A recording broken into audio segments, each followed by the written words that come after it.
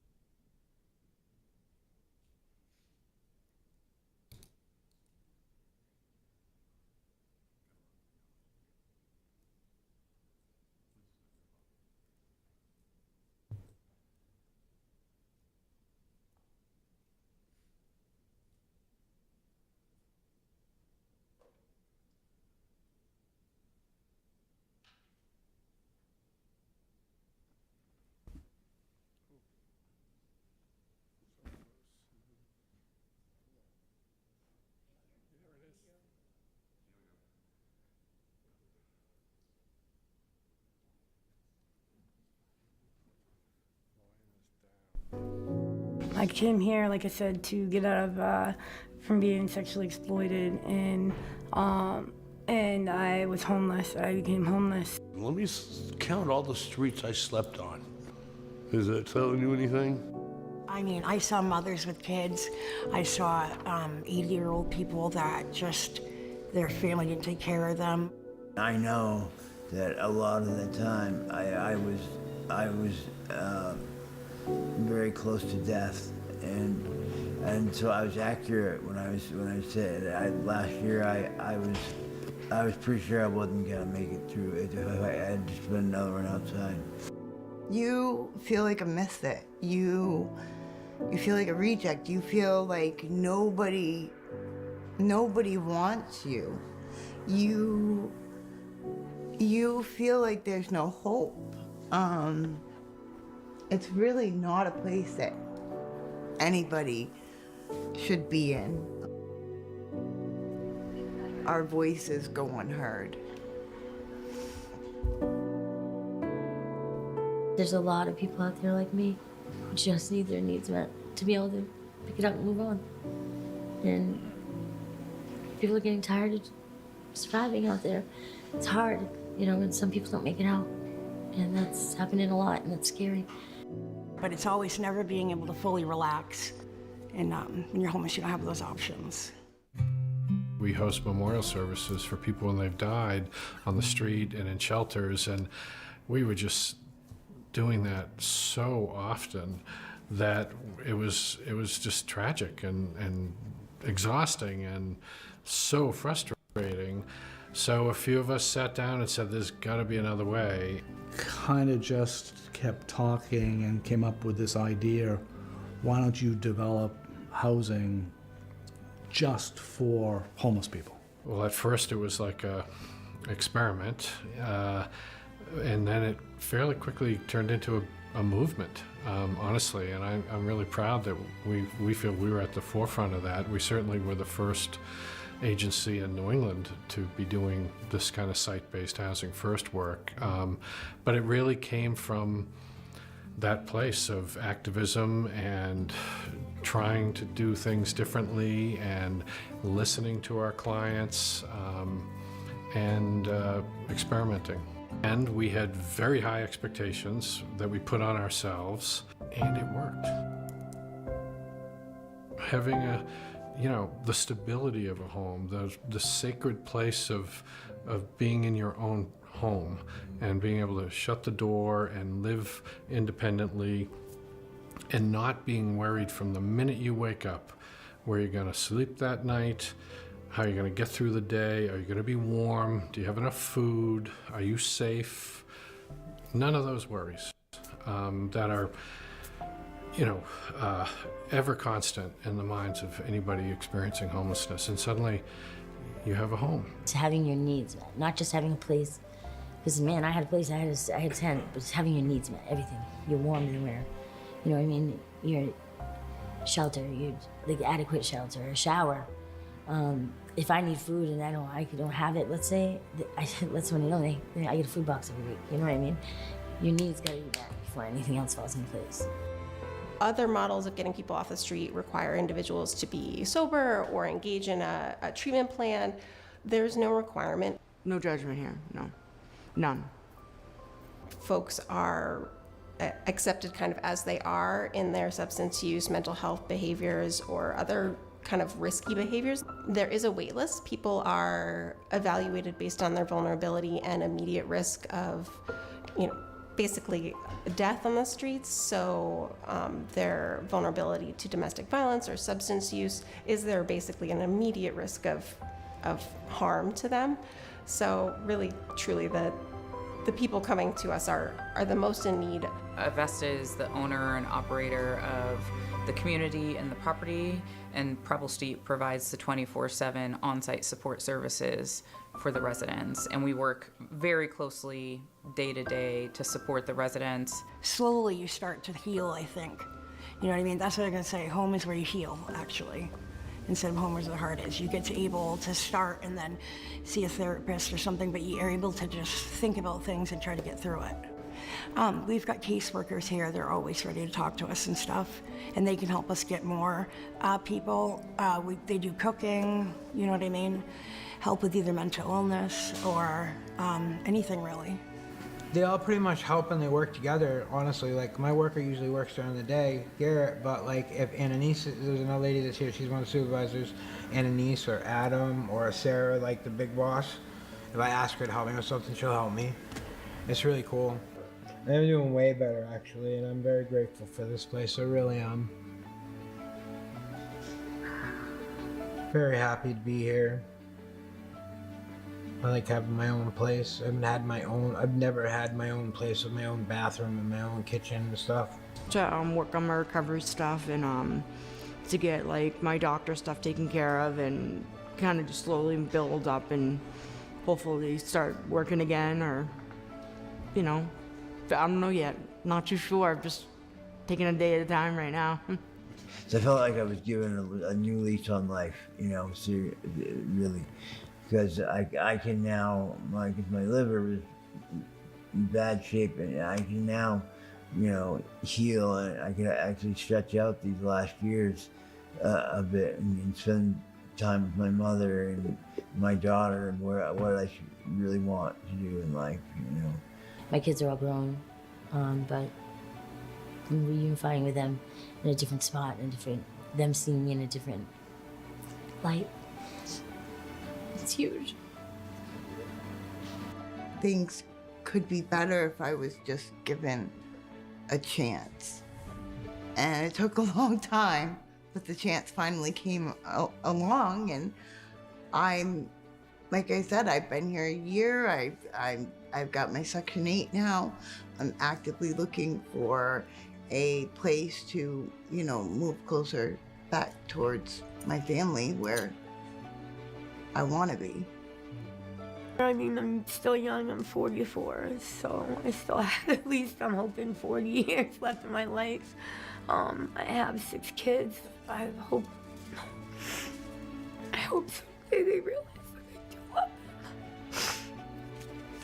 And just to have a place like this is life-changing. It's, it's a lot of help. And, some people might use it as a stepping stone. Others will stay here, so it helps a lot. It definitely keeps people off the street and helps people live, be alive. I see light at the end of the tunnel. It's been a long time since I could see that. I'm almost 50 years old. I'm tired. And now I can rest, and that's huge.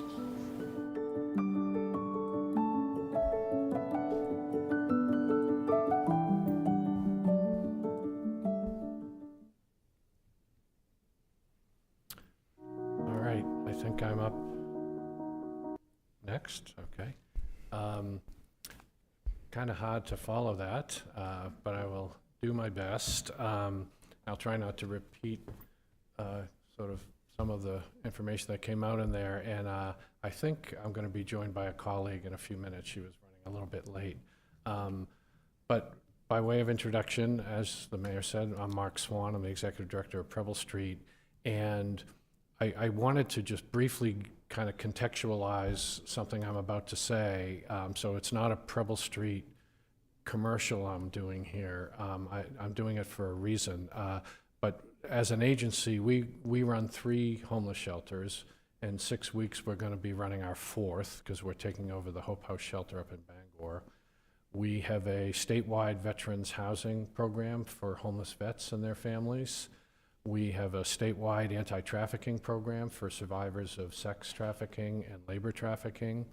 We run a medical clinic with Maine Medical Center and Tufts Medical School. We have emergency food programs. Oh, here's Allie. We have emergency food programs and are currently providing about 2,000 meals a day to people in shelters and other programs and on the streets of Greater Portland. We have a significant youth program for runaway and homeless youth with a shelter, transitional housing, education and vocational services. And I'm probably forgetting something, but the reason I laid that all out there, and I'll also say I've worked at the agency for 33 years now, so that's the context that I want you to hear when I say the single most important and impactful work I think we've ever done is our Housing First work. That work has had the most impact to the population we care about, has been the single best intervention to solve homelessness, to solve chronic homelessness that I've been blessed to be part of in all the time I've been there. It really does great work. I've said this before, the day we opened Logan Place, that's the first one we opened in January of 2005, And it was almost like a light bulb went off that night that we opened. As I said in the video, it was kind of an experiment for us. It was a little bit of a risk for Preble Street and Avesta Housing and Portland Housing Authority. Those are the three partners in all of the Housing First programs we run. And we took a big risk, I think, in 2005, quite honestly. But boy, did it pay off, and it paid off immediately. Literally that night, we saw the impact on the tenants. They had been clients of ours in shelters and on the street and in our soup kitchen, and now they were tenants. They had their own home, and I'm sure you'll hear more about that. We saw the shelter numbers go down that night in Portland, Maine, and stay down, because yes, it's only 30 units, it's 30 people, but they were at the shelter every single night. They were chronically homeless adults, which is the focus of this program. Over time, we also saw and were able to document, extraordinary cost savings to the system as a whole. Our biggest fans quickly became law enforcement when they saw huge changes in behaviors of the people that we were housed, who were doing so much better because they were housed and stable and safe. So some of you may remember Portland Police Chief Mike Chitwood was a very colorful character. And he went from being very skeptical of what we were trying to do at Logan Place to being our #1 fan. And to this day, Public Safety Commissioner Mike Zoshuk is also, who started in Portland as a beat cop and then became the police chief there. He's also a huge supporter and spoke at the legislative hearing when we were trying to get this off the ground, this new scale model for Housing First. And then the other thing I'll say about, kind of immediate, but we learned it also over time, was just the impact on the community. Nobody wants to see people sleeping outside.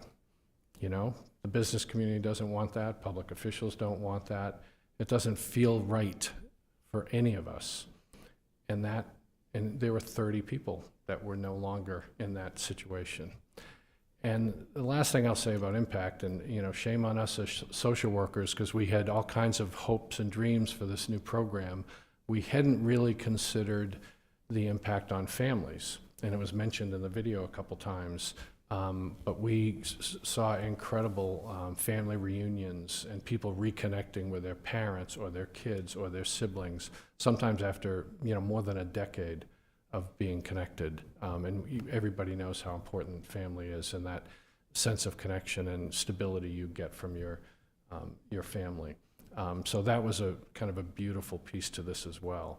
So you're not going to find bigger cheerleaders for Housing First than you are going to find that at Preble Street. We are very, very proud of the work we do, and have spent 20 years, almost from the night we opened Logan Place, to see how can we bring this to scale for the state of Maine. How can this happen? How can we do more of this around the state, and other providers do more of it?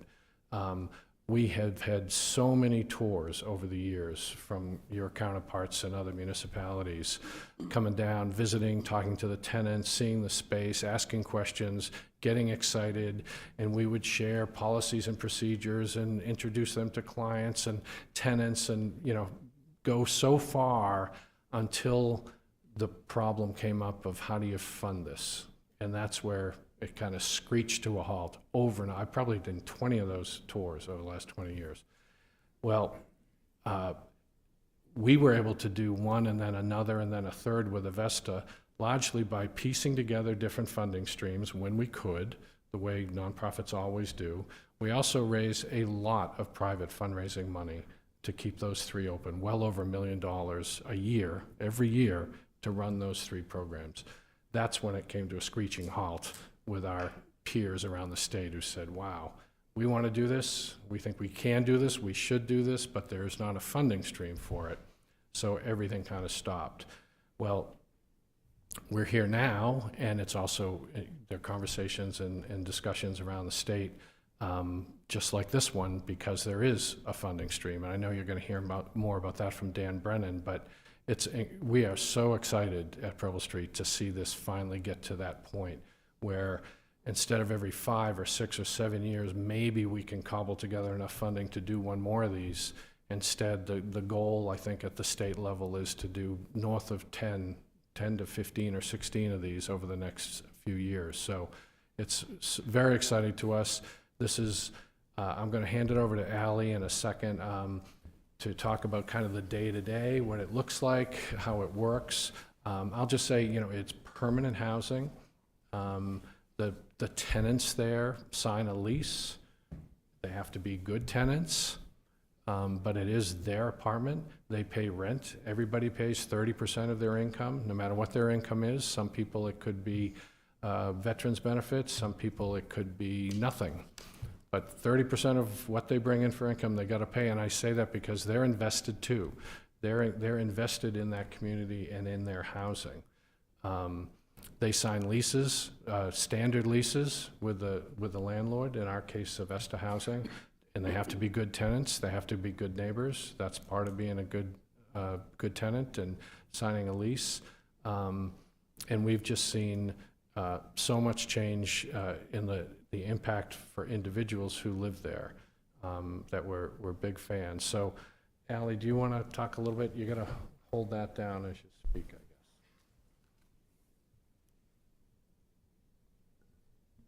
Great, thanks so much.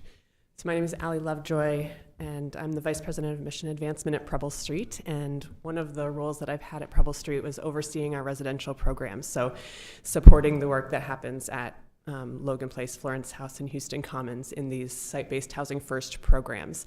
And so I just, as Swanee said, want to take a few minutes to share with you what does that actually look like, what does that actually mean. And as Swanee said, in many ways this is typical housing in the sense that these are apartments, these are the tenants who live there, as Swanee said, have leases, so they have all the rights associated with being a leaseholder and all the responsibilities associated with that. They're affordable because of project-based Section 8 vouchers. And so that's the ways in which this is a sort of typical multifamily apartment building.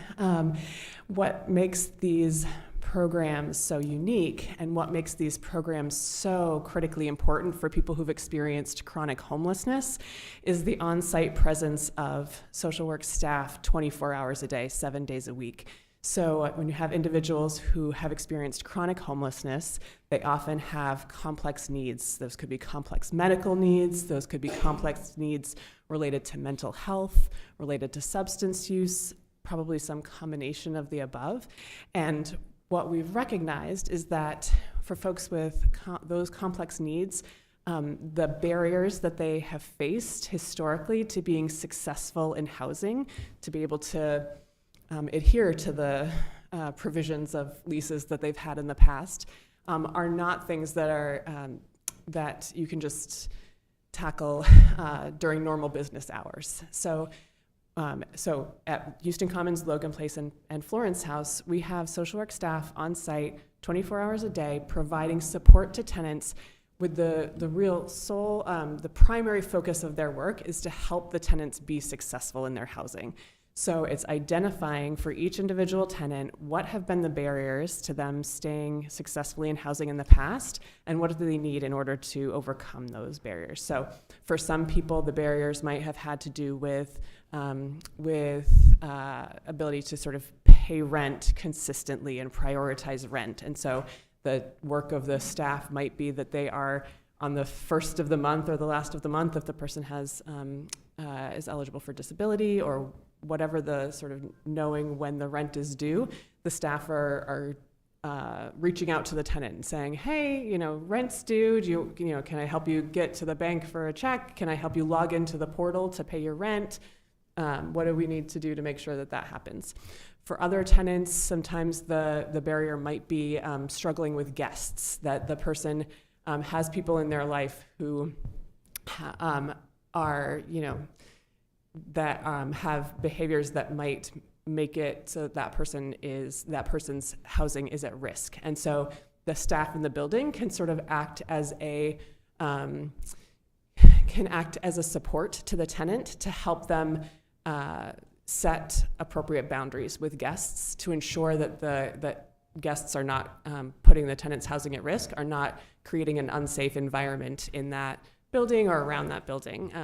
And so for some folks, it's guest management. For other folks, when you have people who've experienced chronic homelessness who are sort of been in survival mode for a really long time, something that in some situations might just be a normal, two tenants that don't really get along with each other, two tenants that have a conflict in the laundry room.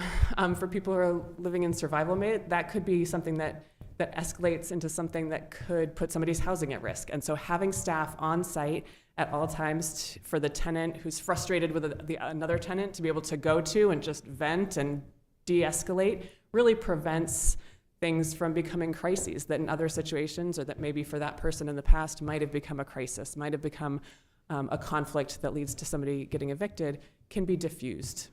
And that those folks can just be successful and sort of learn over time how to manage conflict with neighbors in a way that is not doesn't lead to escalation. So the staff who are on site wear a number of different hats. They're constantly doing that work to help identify housing barriers. They're also doing some traditional casework in terms of helping people connect with medical providers, mental health providers, substance use treatment providers, whatever the right constellation is for that tenant, whatever constellation of services that tenant is looking for. The staff can help make those connections, can facilitate, can help make sure that those connections are really effective. So being able to knock on the person's door and say, hey, do you remember that you're meeting with your provider this morning? Are you all set for transportation?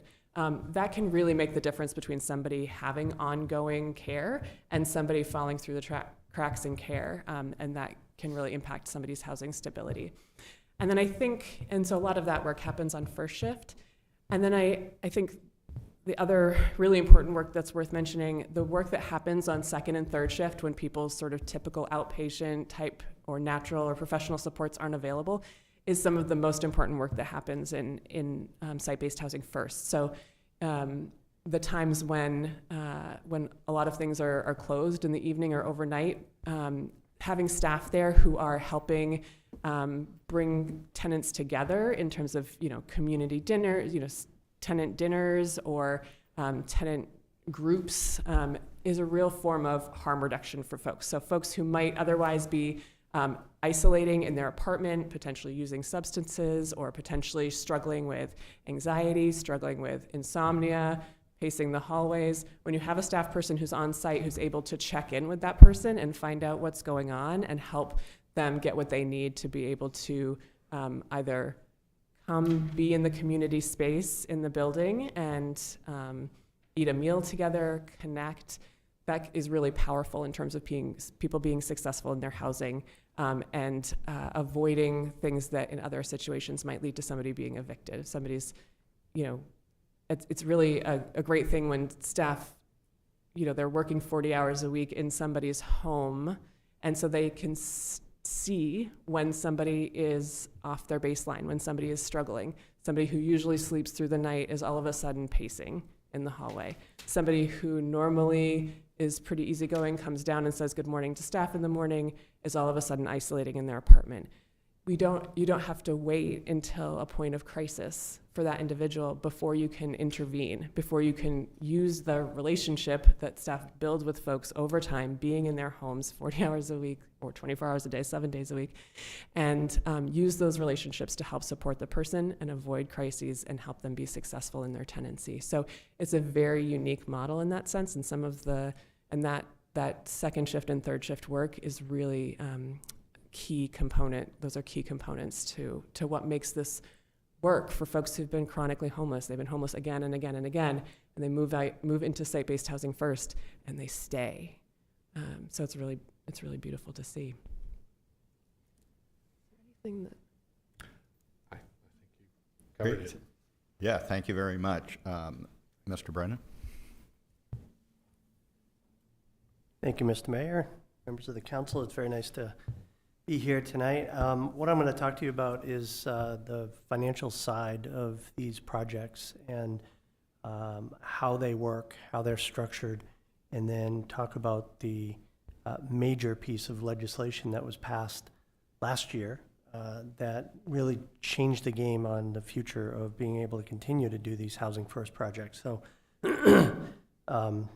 the first thing is in order to construct and operate and run one of these projects, there are really three legs of the stool, if you will. There's the capital money that you need to acquire the real estate, to construct the building, and complete the construction of the building. We've always had resources for that, and we will have resources for that. We've got the low-income housing tax credit.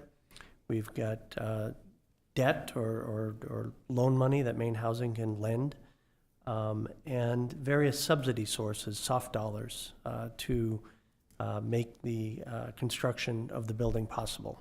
And we've always been able to do that. We always will be able to do that.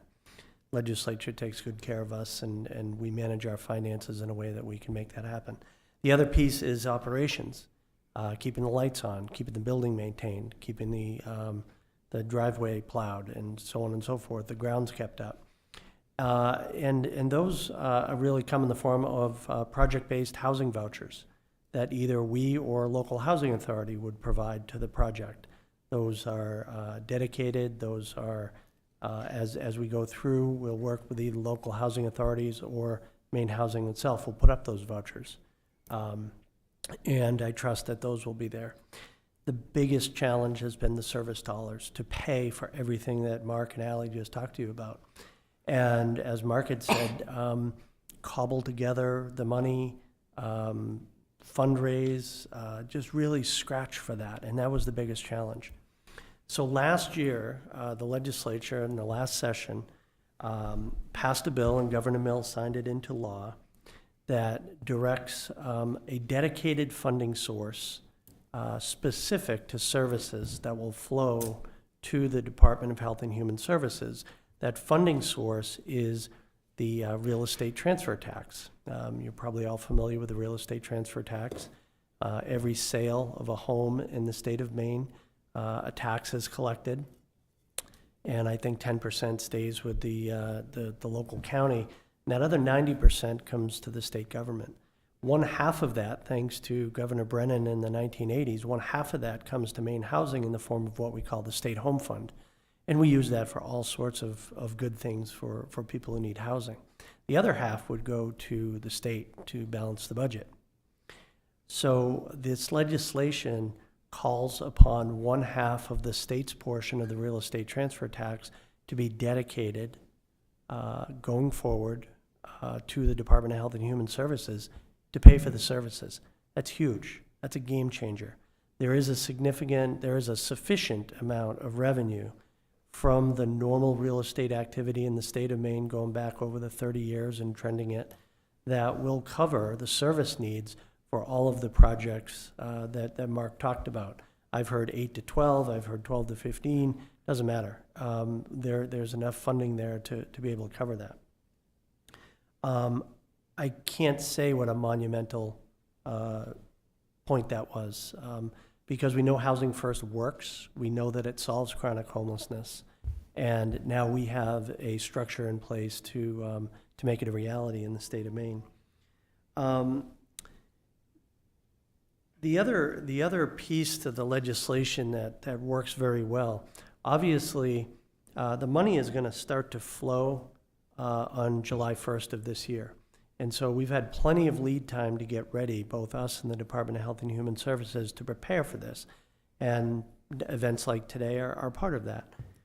When the money is not going to be needed for services because the building hasn't been built yet, the Department of Health and Human Services is going to flow that money over to Maine Housing, and we're going to use that for the housing subsidy needed to construct the building. So it's a very nice structure. It's very logical. And so initially, a good majority of that money is going to come to Maine Housing so that we can build the first one and the second one and the third one, the fourth one. as those buildings become operational, less money will come to Maine Housing, more money will go to the department for the services, and over time, eventually all the money will be flowing for the services because the projects would have been built. So it's a very nice structure. So since last year, folks on my team at Maine Housing have been working very closely with many of the partners you see at the table here, and as well as the Department of Health and Human Services, to do all the administrative stuff that it takes to get this up and running. There is a joint rulemaking. We've never done a joint rule with any other agency of the state before. And tomorrow my board is going to pass the Housing First Rule, which is a joint effort with the Department of Health and Human Services. And that's one piece of it. The department is working hard on their end to update their technical rules, so all of the rules that Ally and Mark have to follow and the other service providers will be known to everybody. So there's a pretty heavy lift getting all this ready to go, but we've been working at it. And it's going nice and going smooth, and we're excited about where this is at. We've been very deliberate about it. We've been very particular to make sure we get it right. And so far, everything is going great. So the message to you today is this is not a concept, this is reality. And the legislature did it. And it's when I talk nationally among my peers, I'm very proud to say what Maine has done here and what we will do in the future. As you may know, there is an RFQ out. The way this is going to work is that we and the department are going to be selecting specific teams of developers and service providers that come together and apply as a group. And we're going to go through a discernment process to identify those teams around the state. There are going to be projects in very specific areas. Yours is one of those areas. And so the process by which we select a project and select a team is very different than our business model of how we normally competitively run programs. That is underway. The RFQ is out. Applications are due in the middle of January. So obviously I can't speak to any specific project or your project, but it is a very deliberate process. It's underway, and I think that's about all I had. Great. Thank you very much, Mr. Holmes. Thank you, Mr. Mayor. So you've heard a lot of really good information about what the program is and how the process is going to work. My job here tonight is to try to give you an overview of kind of what's it mean for the City of Auburn. So over the last few weeks, my team has been working with Maine State Housing to understand the RFQ, working with other people doing tours, and we pulled together what we hope is going to be the team that Maine State Housing will be able to select. As you can see up on the screen, it talks a little bit about how the process is going to work, but the big question always is, well, where's this going to go? So if we can get the next slide. We looked at Try pushing it. There we go. You didn't tell me I had to do I know, sorry. IT stuff. Man. I'm the wrong guy. So what you're looking at here is 143 Hampshire Street, 1 and 5 Gamage. As you can see, criteria we were looking for is we need a city-owned piece of property, it needs to be on sewer and water, it needs to be able to walk and access shopping, access to public transportation, outdoor recreation, and high-density zoning, so we can put a project of this size in place. What we're looking for is a 30-unit building, very similar to what has been done in Portland. And if you press the next button, spacebar. He might have taken it. Oh, This is what this would possibly look like on this property. Obviously, this is a long process. A lot of approvals need to be going into place, but we wanted to be able to show you something where we knew it would fit, and it fit the criteria that really has worked for all the other projects. So currently, this is a winter relief parking lot. With the obtaining 7 Chestnut Street, we'll be tearing that building down very soon, and we would be looking to move the winter relief parking lot there. And this would then be on this site. So the team we wanted to put together As you've probably heard already tonight, we needed to have somebody who would be the owner, operator, develop it, and somebody to actually run the operation process for all those people that are going to be there 24/7 to help everybody out. What we did is we reached out to a number of people, and fortunately we had some of the best people in the state say yes. Auburn Housing would be the owner of the building and a person who would be collecting the rent and doing those things. Spurwink would be the organization who would be providing the actual on-site services, and Developers Collaborative would be the developer for this project if we're able to be selected. All three of them are here tonight. Kevin wasn't able to make it, but Amanda Bartlett, the CFO for Developers Collaborative, is here to talk about their portion of this. So I'm going to really let them do the bulk of the talking because I know you all hear from me a lot already. So let's start with Auburn Housing, who really is going to be the one that pulls this all together. A little bit what your plans are, and then we can have Amanda and then Spurwink.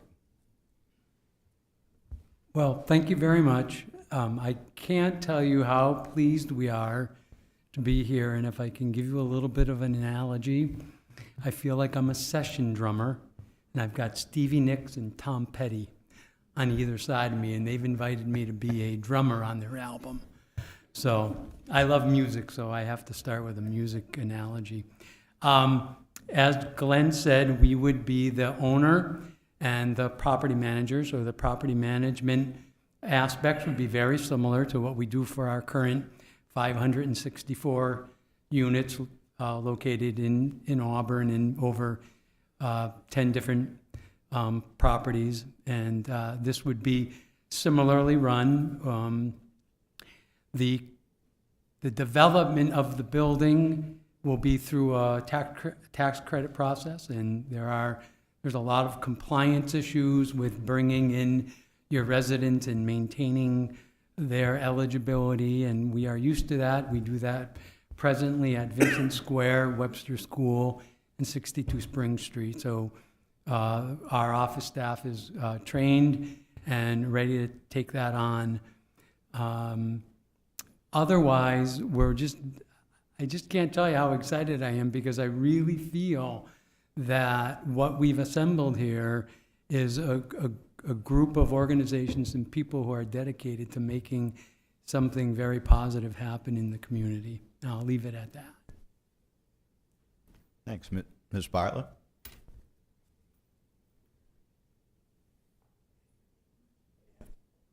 To hold it.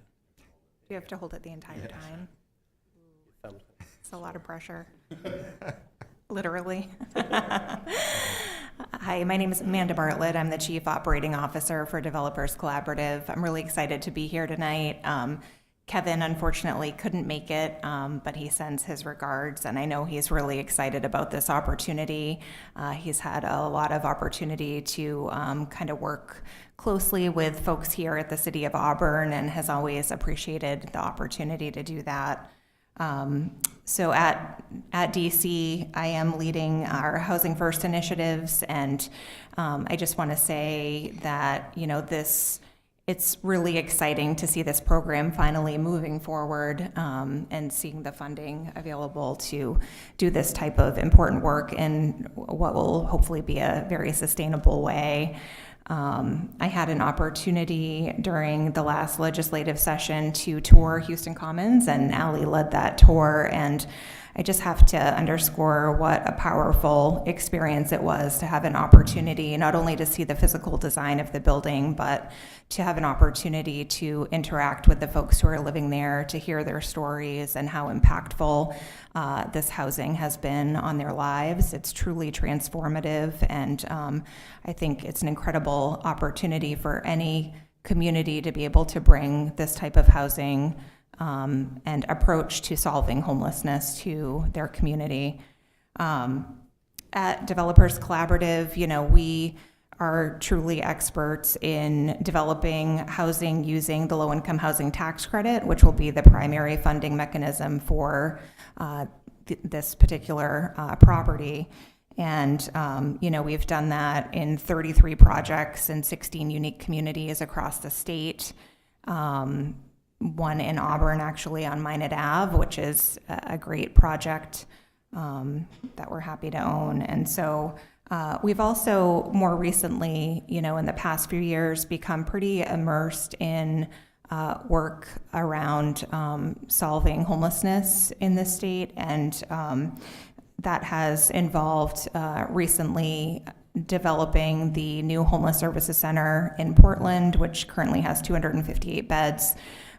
We also developed the asylum seeker shelter in Portland, which has 179 beds, and own a women's recovery program in Portland called Freedom Place, which has 38 beds of recovery housing. And although it's not truly a housing first model, it does have a lot of similarities in the sense that there is 24/7 staff there. And many, if not most, of the residents there are coming out of either homelessness or incarceration. And so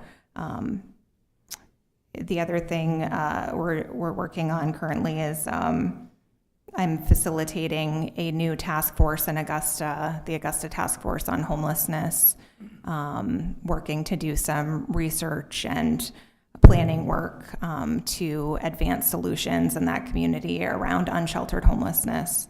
So it's something that we're really passionate about and immersed in, and I think the combination of that work and our experience in tax credit development will hopefully lend itself well to both bringing a project to fruition and also being appealing to Dan's team in terms of response to the RFQ. In terms of our role, we would plan to work closely with Marty and basically, develop the project as we would with any other development that we might do for another consulting type client. And that would include everything from pulling together the development budget and operating budget through to any approvals needed and then, of course, the construction project. So construction oversight, rather. So I think that sums up everything, but I'm certainly happy to take questions at some point if that's warranted. Great, thank you, Mr. Meyer.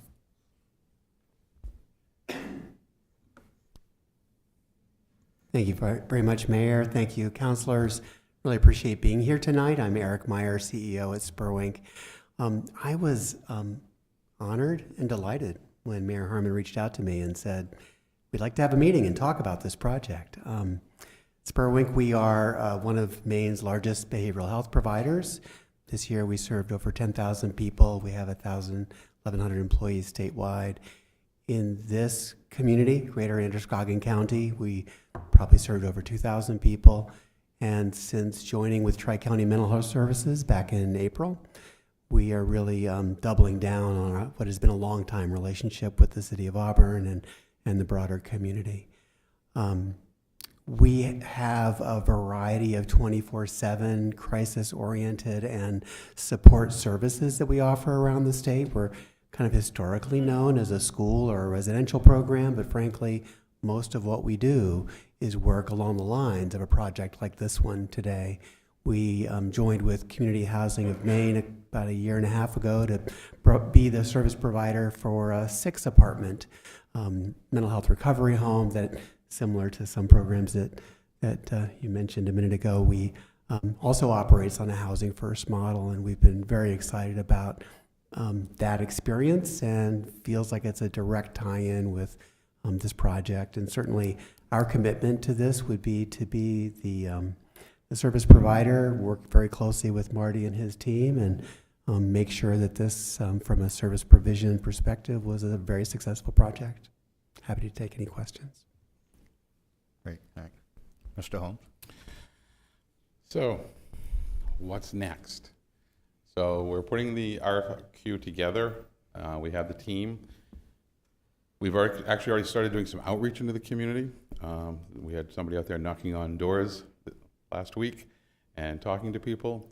As it goes through the planning board process, there will obviously be a public hearing there. We do intend to have an additional neighborhood meeting in the neighborhood as part of this process. We do want people to, come, give us their ideas, come learn more about this.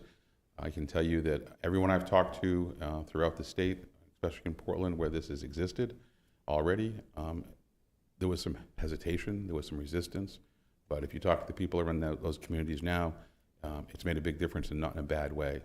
This is not a typical project. This really is something that works well in the community. As far as the city's role in this, we're kind of the facilitator, help bring people together part of this. The city potentially would be donating the land for the project to keep the cost down. We would definitely want to look at a low-income housing tax increment financing potential district to be created for that. And as you all know, the city does have home funds that it could commit to this as well to make our application as strong as possible. Besides that, as far as timeline goes, as was mentioned earlier, mid-March is the current RFQ deadline.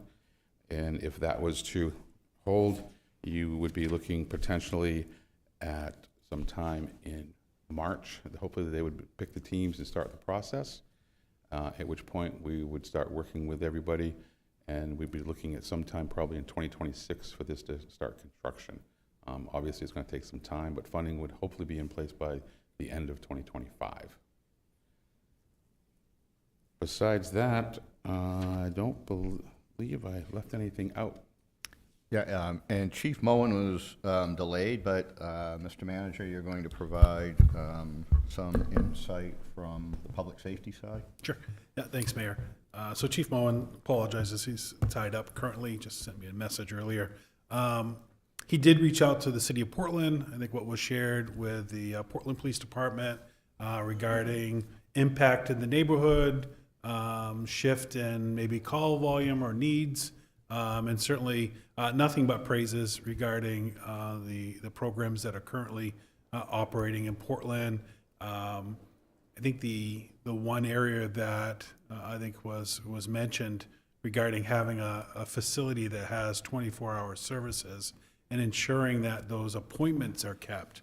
What we see often with some of our housing units is an increase in our EMS call volume. Often it's calls that are not necessarily an emergency are treated as an emergency. 911's called, brought to the emergency room. EMS is then tied up. And so the fact that you have services on site that talk about the appointments, ensuring that those are kept, or even making appointments and using primary care physicians as part of the solution rather than 911 calls and utilizing EMS services was a huge benefit. As far as the neighborhood impacts, Portland had nothing to report there. There's no concerns within the neighborhood. Program is handled and managed well, and so nothing but good value for the community. Great, thank you. Before we open up the questions, just a couple brief comments. So several of us toured Houston Commons, hosted by Preble Street and Avesta. It was a great learning experience. One of the components of this is to utilize the Houston Common plans. It's a proven facility. We got a lot of feedback from the staff, which would reduce cost of the program and accelerate time to delivery. And Councilor Cowan accompanied us representing the Homeless Committee and Councilor Whiting representing the Housing Committee. I'd open it up to the council at this time. Any questions they might have of the guest or about the proposal that Mr. Holmes' team is putting together? Councilor Platts. Thank you, Mr. Mayor, and thank you to everyone who presented today. This is it's heartwarming to see a group come together collaboratively to deal with this issue. I think you guys deal with this every day. There's no silver magic bullet to this, and it requires teamwork. So great job putting forth those efforts and educating us on them. My question's very simple, actually. I was just curious on a housing standpoint, how long is the average tenant in one of these units? I heard one of them say on the video that they were looking to kind of move on, and I was curious what that timeline looks like. The reason I asked that, I'm kind of just doing the rough math in my head, right? This is how many homeless folks we have in Lewis and Auburn. This is how many beds we're going to create. I understand that people aren't in and out of there in a week or a month. So, it's probably varying, probably differences for each client or each person. But I was curious if you guys have any anecdotal data, rough estimates on how long tenants usually stay in these apartments.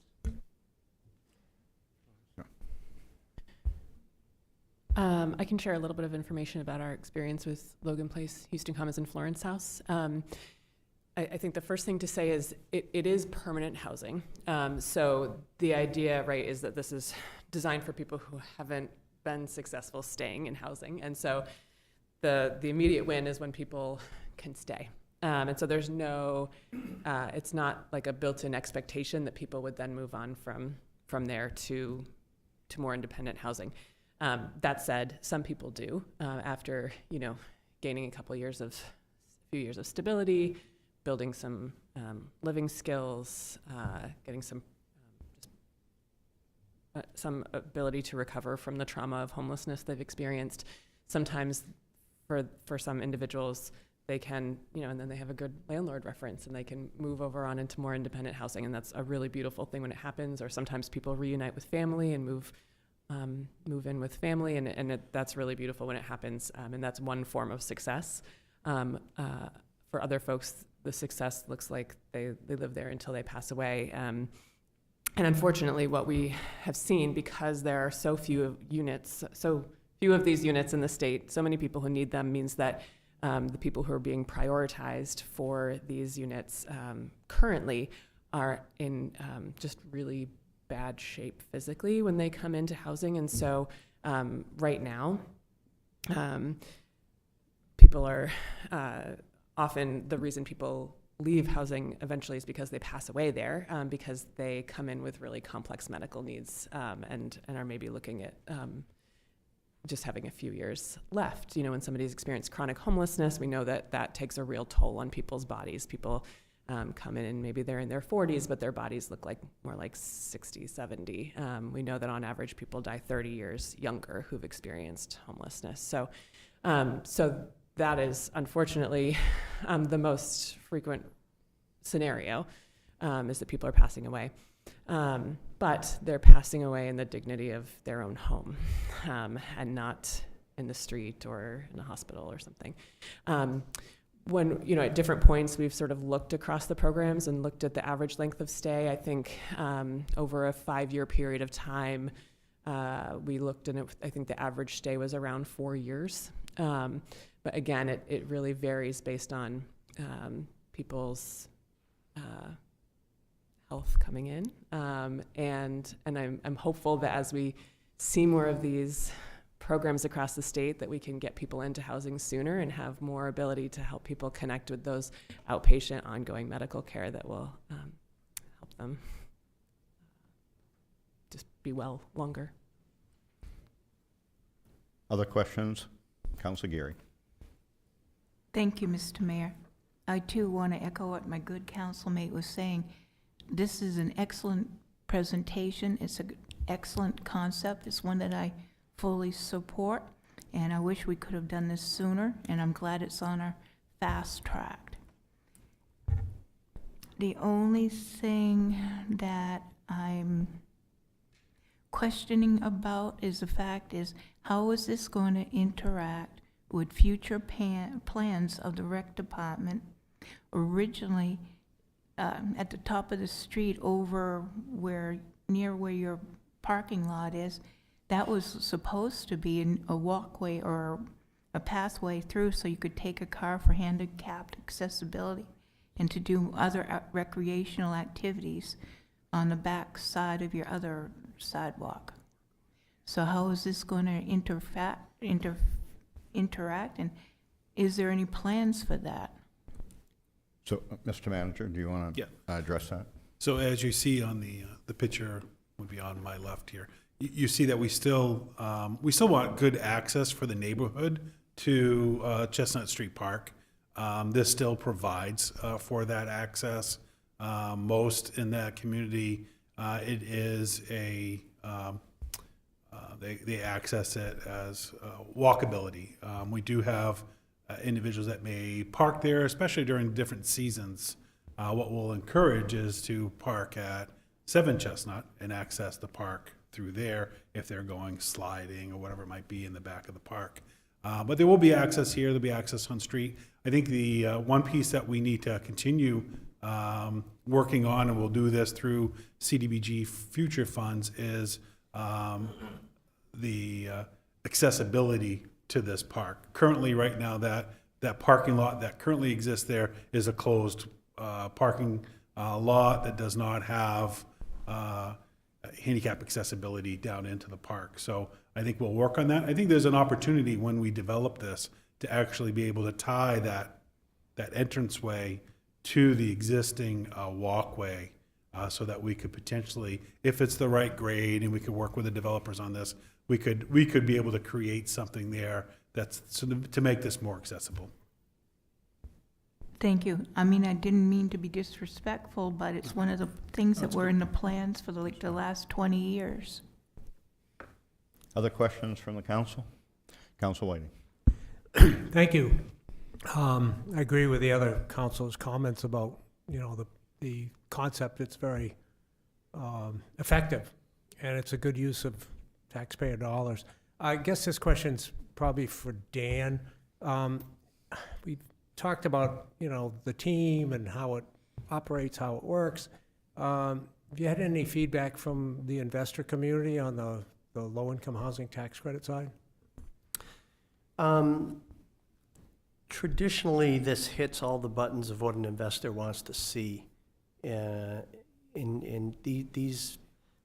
there were investors that invested, bought the tax credits in each of the 3 projects that were already done with a less secure funding source.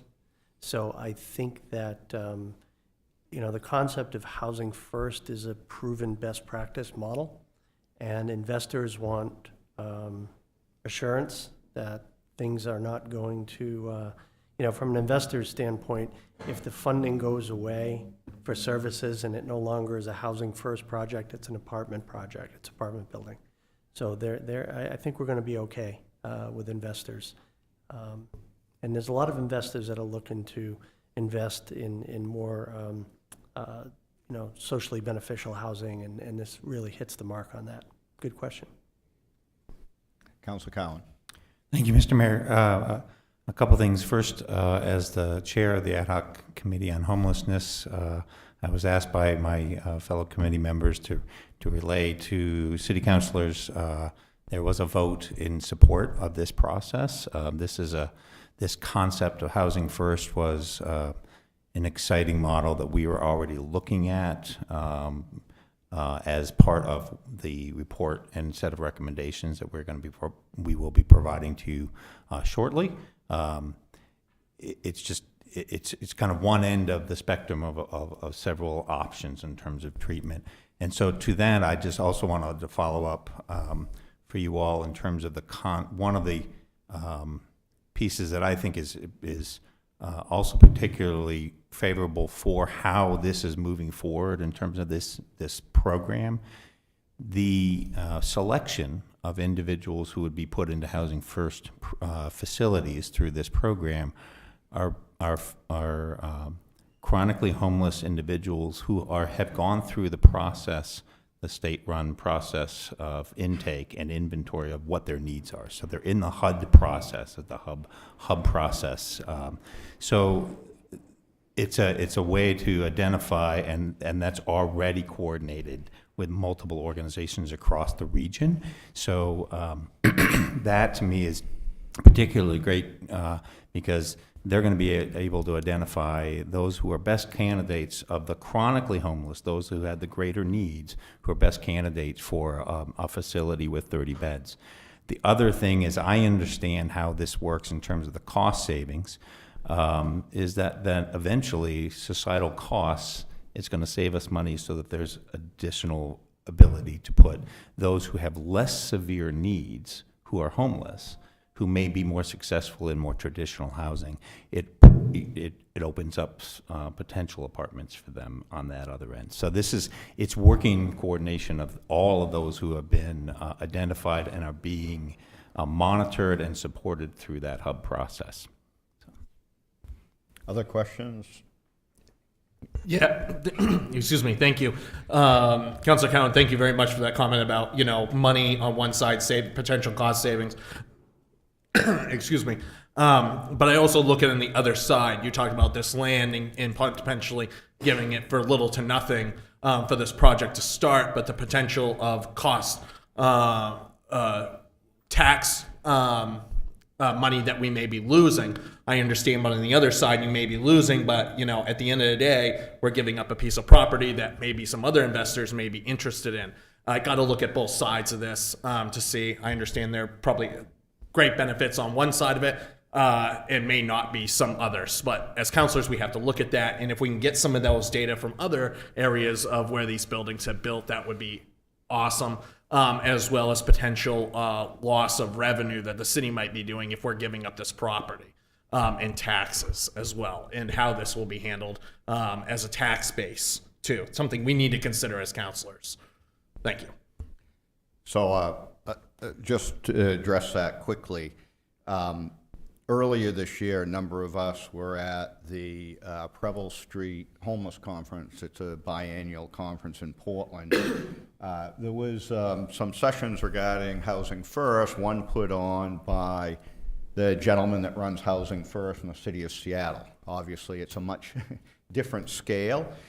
They currently, as opposed to what we're looking at in Maine of 20 to 30 beds per unit, their average bed size is 85. They have 17 facilities.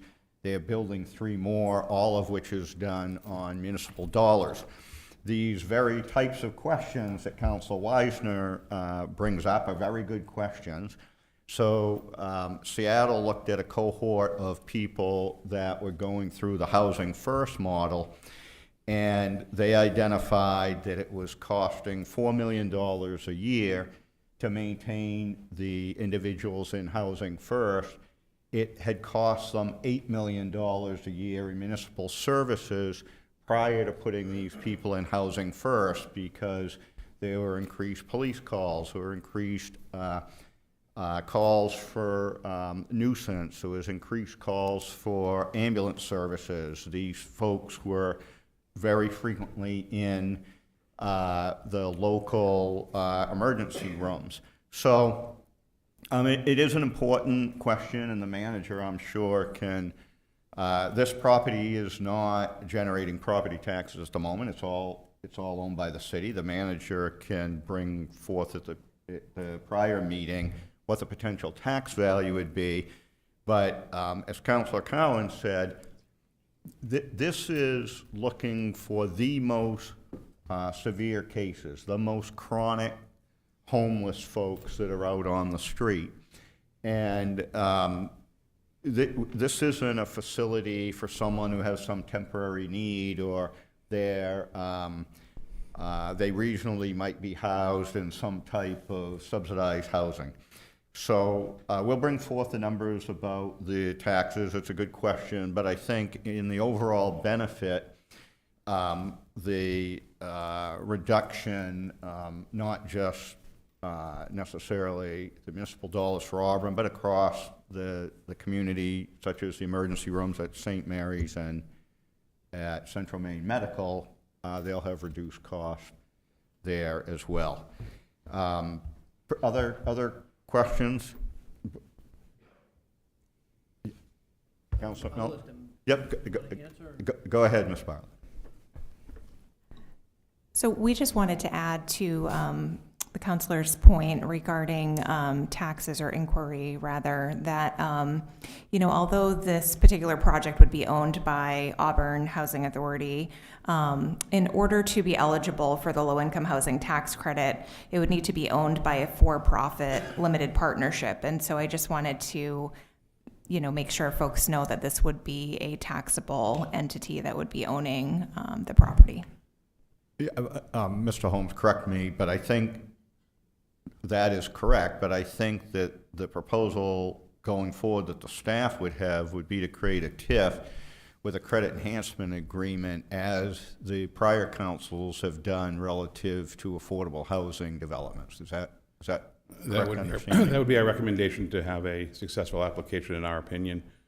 Pretty much all of the low-income tax properties that we have in the city that have housing benefited from that when we started with the developer for profit. The other thing I will mention is that the larger portion of this lot was originally, CDBG money was put into this to create that parking lot.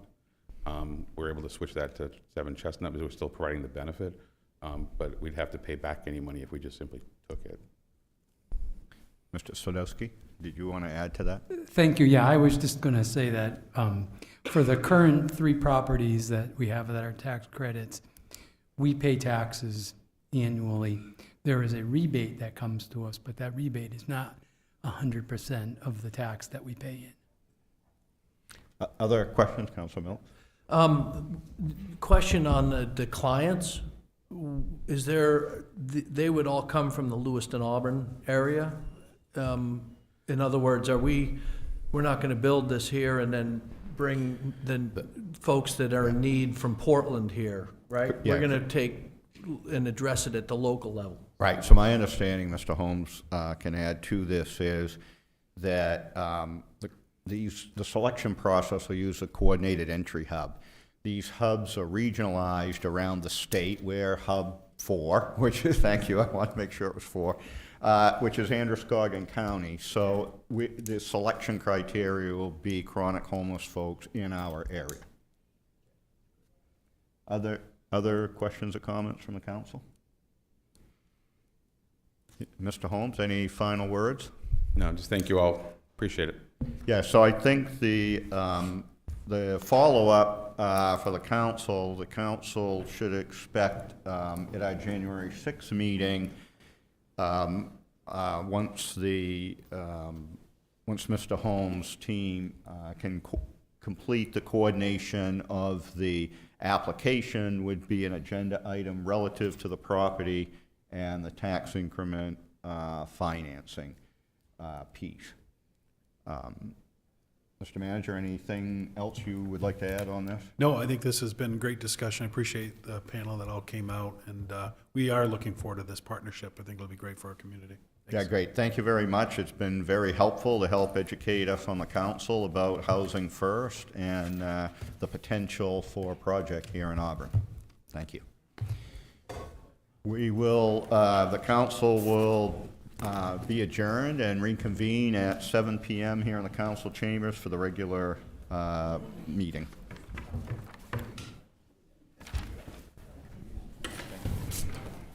Very good.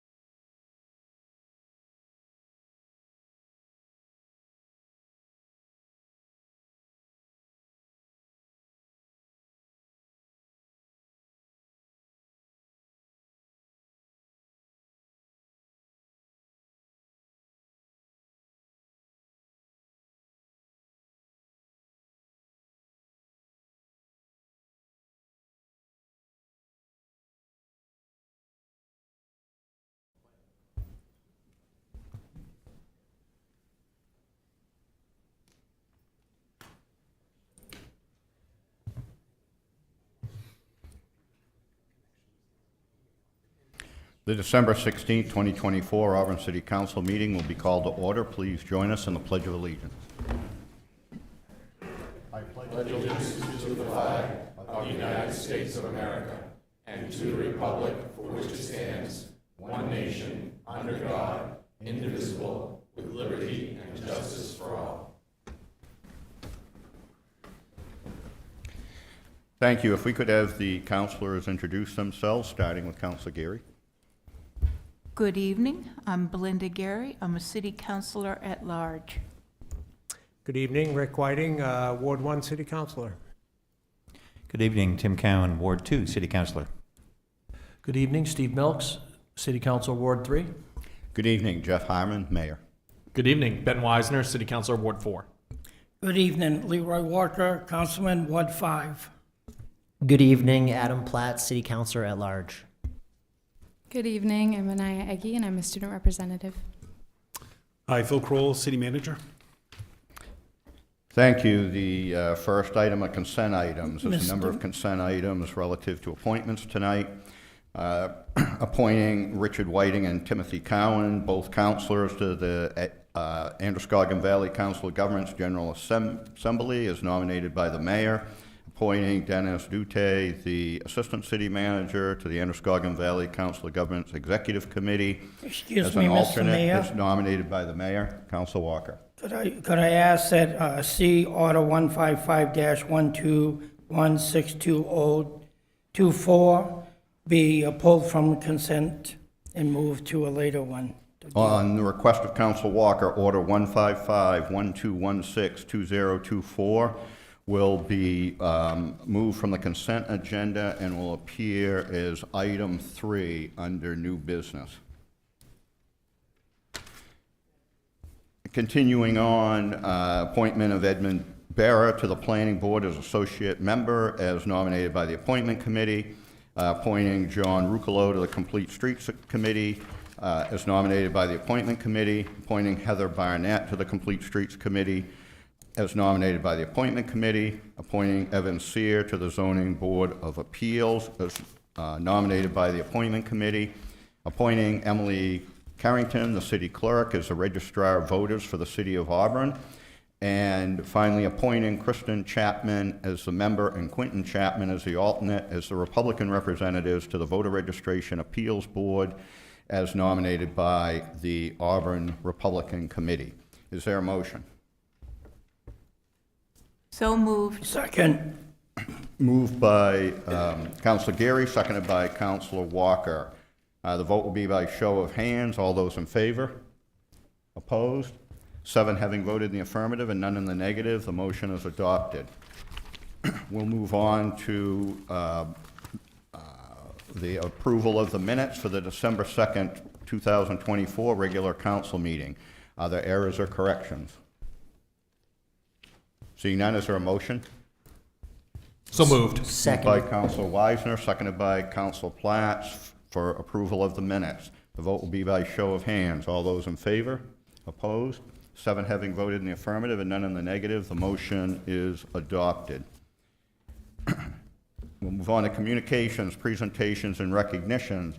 An item that's not on the agenda, but an announcement that there will be a special city council meeting this Thursday night at 5:30 p.m. here in the council chamber with a single agenda item relative to reallocation of ARPA funds. This is a review of the projects and reallocation of remaining money for previously approved projects that needs to be completed by the end of the calendar year. The next item is a report from the Bonafide Farming, Agricultural, Recreational, and Natural Resources Land Use Committee. My understanding is the committee has appointed Mr. Cleveland to provide that report. Yes.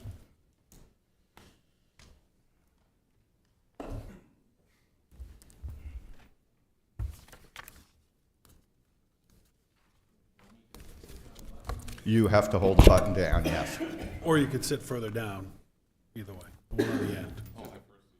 First seat. If you sit at the far end, you don't have to hold the button down. Way over.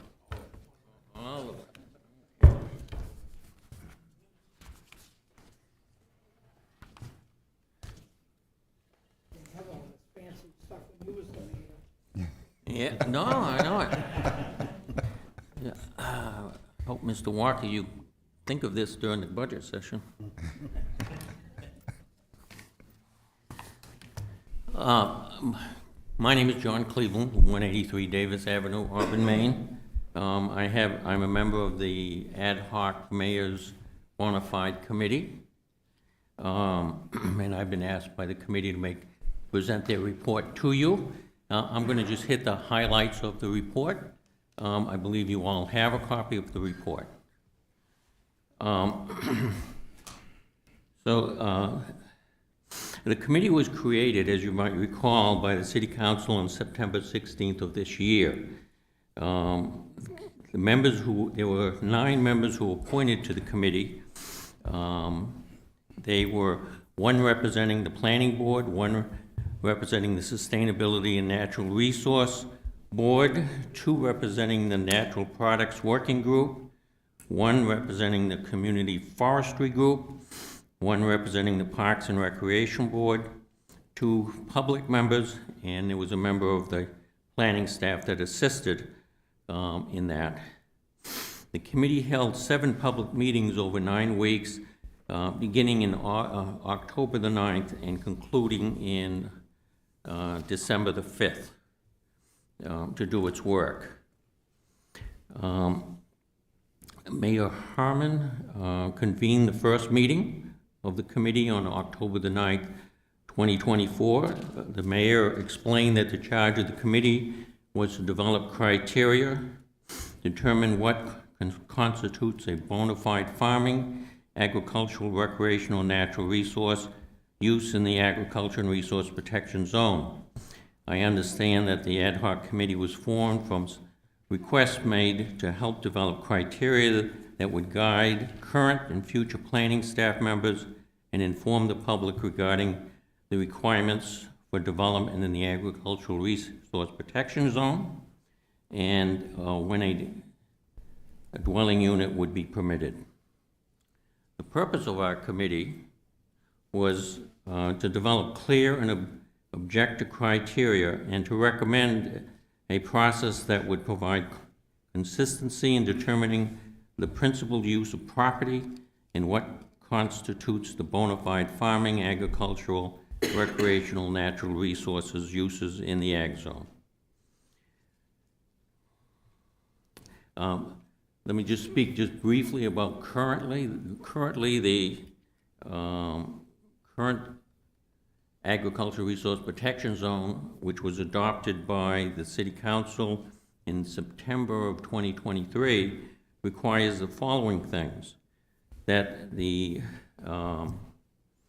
requires the planning staff to evaluate all the applications to enact for each proposed development in the ag zone, determine if the proposed use is allowed in the ag zone, what the primary use of the property would be, the proposed use, and that the proposed use meets the requirements of being a bona fide farming, agricultural, recreational, natural resource, and if a dwelling is proposed, is it an accessory to the bona fide use? So that's currently what the City Council had passed and requirements for this zone. The council made some recommendations in regards to our work. The recommendation was supported by 8 members of the committee. 1 member of the committee had an opposing view, which I believe you have seen. It's written, and I believe you have a copy of that. The opposing view was raised at the 7th meeting, on our last meeting, when we were instructed we had to have our report completed so we could submit it for this meeting in time.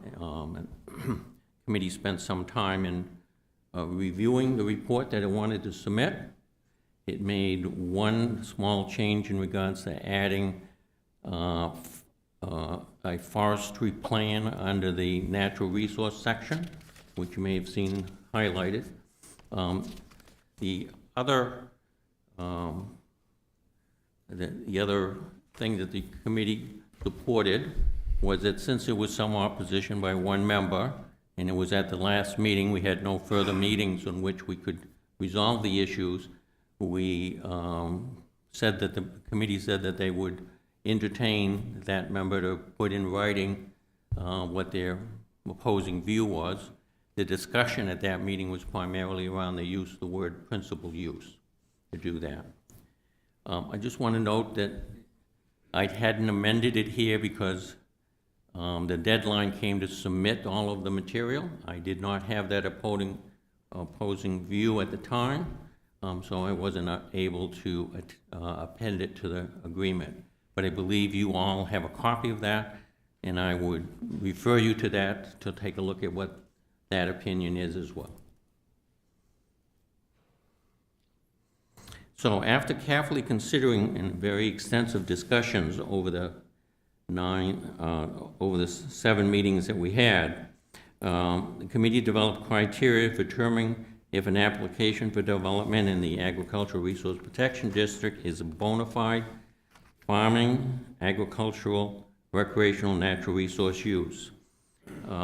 It was intended by the committee, after our extensive discussions and recognizing that there were lots of different kinds of applications, and I'm going to use farming because it's probably going to be the most common one, that there would be some proposals for larger kinds of farming. You might think of Bell Farms, or there would be some for much smaller, where perhaps a family or small group wanted to do some farming, but on a smaller scale than that. And so it became quite clear that in looking at this, that we needed to have some broad view of this so that there wasn't just one size fits all, because they weren't going to all be the same size. So we tried to be very deliberate and careful in developing our recommendations to do that. So one of the things that we needed to look at, since one of the requirements in the ordinance is to determine whether it's a bona fide use, is to determine how would one do that. And let me just look at read you a dictionary definition, because our ordinance doesn't define bona fide use on its own. So common definition is that bona fide farming means legitimate, genuine agricultural operation conducted in good faith, essentially signifying a farm that is actively engaged in producing agricultural products with the primary intention of farming, not just for personal or hobby. So that gave us sort of a broad sense of what this bona fide meant. So the committee looked at each of the areas, farming and agricultural, and created a set of criteria for that. That's included in the report. It then looked at recreational use and followed the same pattern to look there what would be bona fide use, the criteria, and then the last was natural resource protection. So in looking at that, the committee's effort was to set out a list of items that would help the planning staff, current and future planning staff, as well as the public, have a clear understanding of what was needed to make a consistent and objective finding by the staff in regards to had it met the requirements that are in the ordinance. So clearly one of the things we needed was information to say what kind of farming, what's the extent of the farming, was it sustainable, was it going to last for a longer while, and those kinds of things that helped both the public and the planning staff to make findings in regards to it meets the criteria or not, based on whether it was a smaller operation or a larger operation, so that everybody was treated fairly and objectively in looking at those criteria. So there's not one specific thing that you say yes or no, but through this whole series of getting appropriate information that you can make a consistent judgment on, make findings so that those findings are public, the public can see how that decision was made, and also can see the degree to which it's consistent over various applications going forward, trying to make it fair and objective, and to accomplish the purposes of the zone, which is to promote agricultural farming uses, and in so doing, if an applicant felt that their dwelling was an accessory use, that they could apply for that as well, to have a dwelling on the property. I'm not going to go through all of them, so there's some of them that are common to all, and some that are particular. I'll just highlight a few to give you some examples. So, some of the criteria that is common is land use and business plans, actually called for in the ordinance, site plans drawn to scale, financial plan, marketing plan, the feasibility and sustainability of the use, and environmental things like the location of wetlands or ponds on it. You'll find that pretty much the same on all of those. Some that are more specific because of the nature are, for example, a forestry plan. So under natural resource, if their proposal was to do a forestry program on the lot, obviously having a forestry plan would be very helpful in deciding if it met the requirement of being bona fide for that action. On recreational land, obviously one of the things that would be important to know about is what was the infrastructure that was planned for the recreational use, so one could judge the nature and extent and size of that recreational use that would be for the benefit of the public. And for natural resources, important information would be, so natural resources is primarily the extraction of materials or production of energy for use. So those would often be raw materials or energy products to be extracted or purchased from the area. So those are the areas that are specific to some. You can, of course, look at all of these. You have the plan there. You can review them individually. So the committee recommends on 8 supporting the recommendation and 1 with differing views, is that the City Council review the committee's recommendations and implement them in a manner that ensures their long-term use and enforceability by current and future planning staff and permitting staff. So we would hope that you would look at our work seriously. We tried to provide good guidance here, both for you and as well as for the staff who will have to implement it, and to make it clear and objective and transparent to the public. So that concludes my presentation. Thank you for your time. Thank you, Mr. Cleveland. Questions by the council specific to the report of the committee? Seeing none, thank you very much.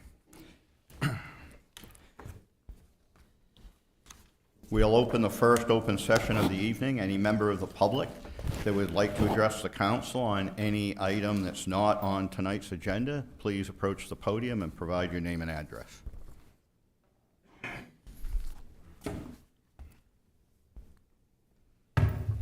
I have copies for the city council. Yep.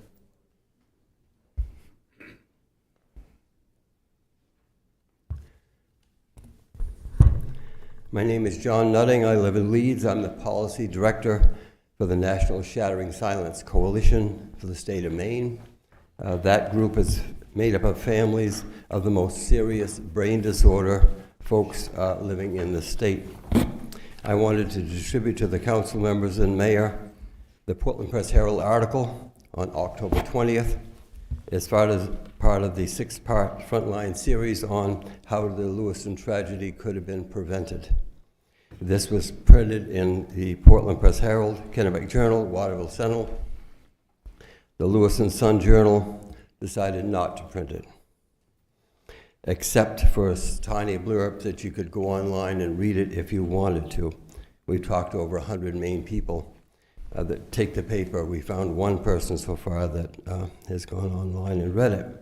So we at National Shattering Silence Coalition are committed to going to city councils, libraries, chambers of commerce, Rotary clubs, police departments, etc., to get the word out to the fine residents of Androscoggin County, in spite of the Sun Journal not printing it, that there is a way that the Lewiston tragedy could have been prevented by increased use of Maine's Progressive Treatment Plan law that I wrote and passed in 2010 as a member of the Maine Senate.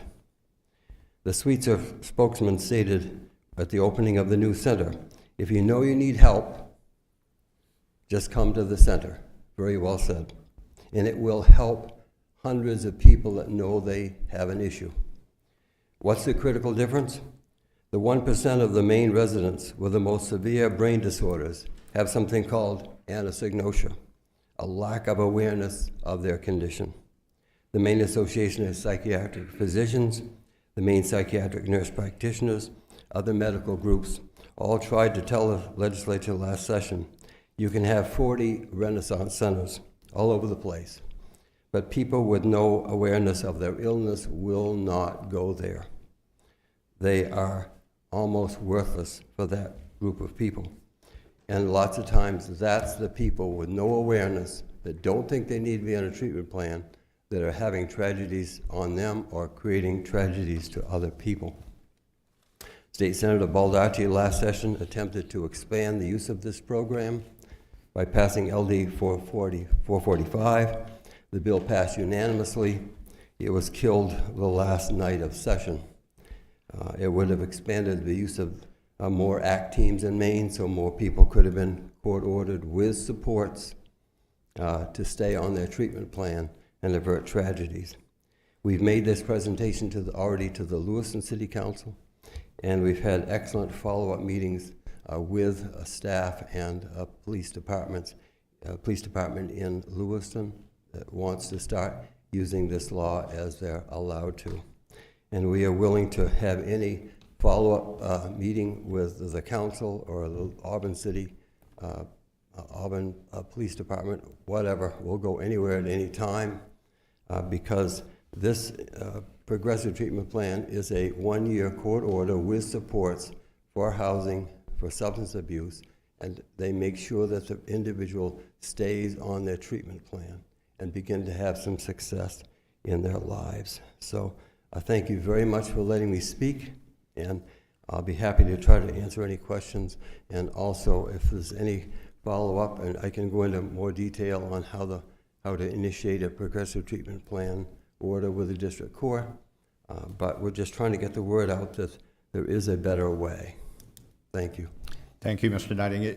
Could you give your contact information to Mr. Dute, the Assistant City Manager? So, yes, it's also on the front of what I handed out. Okay, great. A copy of my card up there. Thank you very much. Mr. Mayor?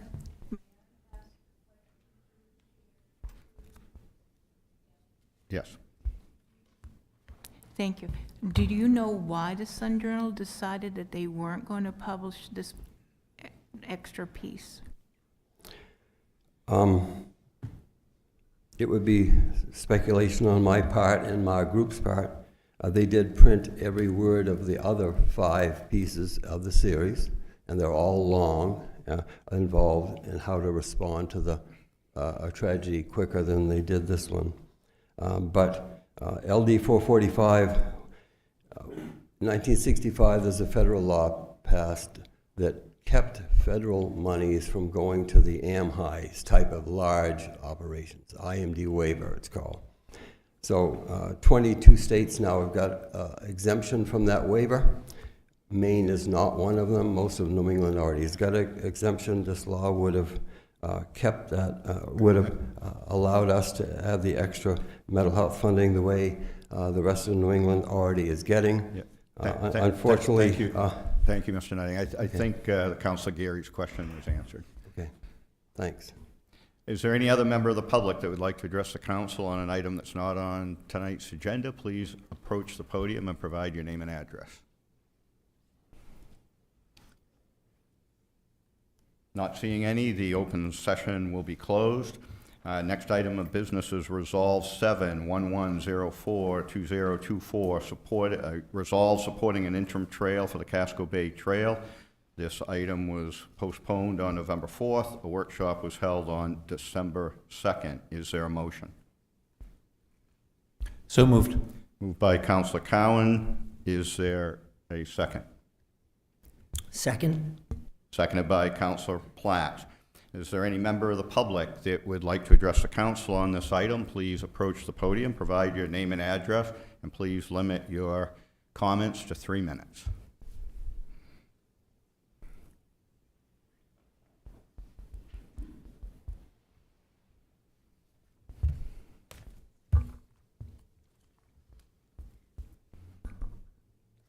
Hello, Mayor Harmon, Manager Crowell, councilmen and women. My name is Patty Barber from the Oxford County Town of Hiram. I've already emailed you all testimony that I wrote in, except for the manager. I apologize. I do have additional printed copies if anybody would like some. I will not read that testimony, just that it touched on freight rail opportunities, transit opportunities, and the legislative defeat last year because the Maine DOT, Commissioner Van Note, and the Joint Transportation Committee did not support it. But I wanted to add testimony on something else that many people don't understand about Maine's rail corridors. The state of Maine, by law, cannot run rail, freight, or transit on their state-owned corridors. These corridors all have to go to bid to a private railroad to lease, who then have permission to execute their business plan, be it freight or passenger services. Amtrak needs to get permission from these private rail company lessees to run Amtrak services. The Berlin subdivision is well suited for short line rail company who could connect smaller freight customers and/or run excursions to larger carriers. One railroad can run multiple options with the proper permission and dispatch. This corridor could be upgraded without large state subsidies if investors believe in their business plan. But by removing these tracks, you would be squashing private entrepreneurship, private investment, and private business opportunities, all which would benefit Auburn and Maine. Of course, the St. Lawrence and Atlantic should be given first refusal, but in my opinion, this rail corridor should be put out to bid. MDOT should issue an RFP for potential rail users. They did that for the Rockland branch, and they got 5 private railroads bidding on that similar line. Keeping the tracks by voting Railwood Trail tonight would allow such a business plan to come forward. I will read my conclusion from my email. In closing, Auburn should reinforce its prior vote for Railwood Trail along the Berlin subdivision. This would allow all the benefits of a recreational trail while encouraging freight rail opportunities and preserving the option for transit to serve future needs. Let's make Auburn a trail and freight and livable transit city. Keeping the tracks in place is an essential part of this vision. Please vote to keep Railwood Trail as Auburn's nod to the present as well as future generations. I would be happy to take any questions either about my emailed testimony or about what I've spoken on tonight. Thank you very much. Is there any other member of the public that would like to address the council? Please approach the podium and provide your name and address.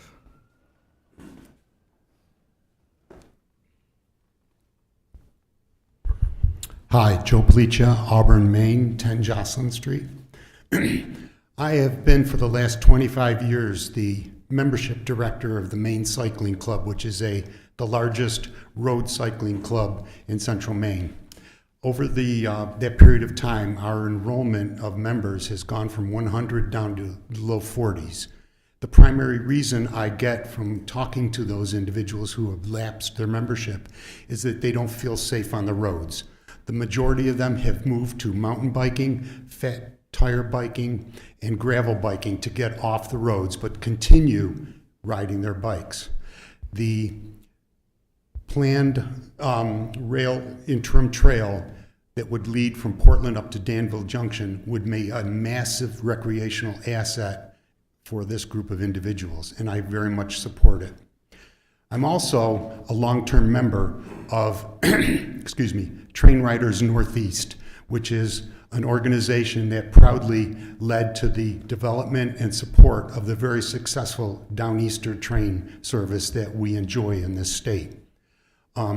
However, I have to disagree with that organization's stance on this issue. There is no reasonable economic plan to put private money into making the Berlin subdivision trail into functional rail. You have to remember, there are two reasons for this. One is that there is a functional rail system run by CSX that parallels the Berlin subdivision trail and is in many cases only a few miles away. What kind of new economic activity could be supported by a redundant rail line? The second thing is that there is no rationale to assume that we will have a population density that would make commuter rail between Portland and Auburn a reality. If we right now are doing, as a scientist, I'm pleased to say that we're doing the experiment. MDOT has put a 2-year program in place to run the LAP bus that goes back and forth between Portland and Auburn about 15 times a day. So it's very, very frequent setup for commuters. I've taken that service many times. There are some problems with that service, yes. But if it shows that there's a great demand for passenger transport between the cities for commuters, then we'll know that.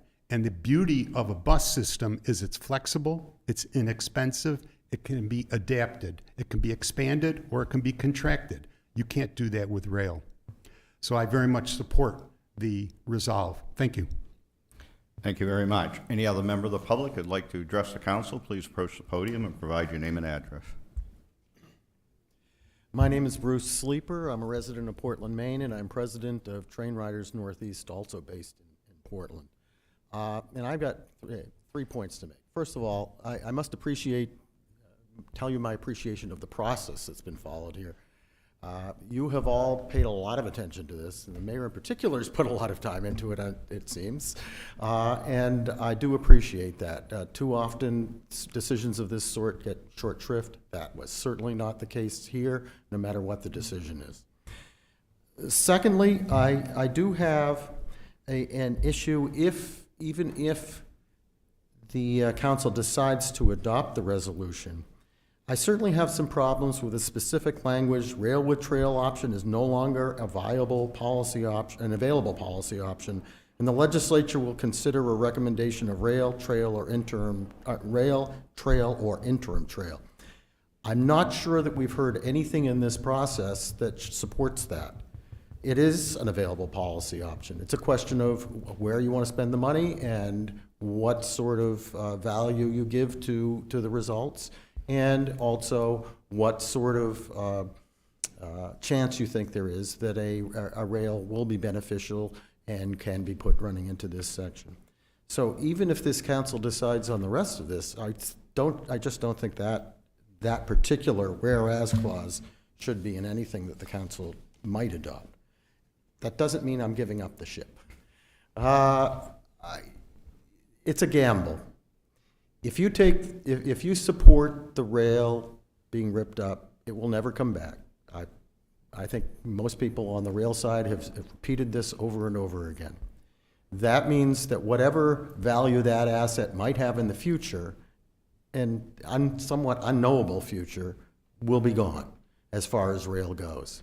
There will never be any sort of passenger or freight service there again.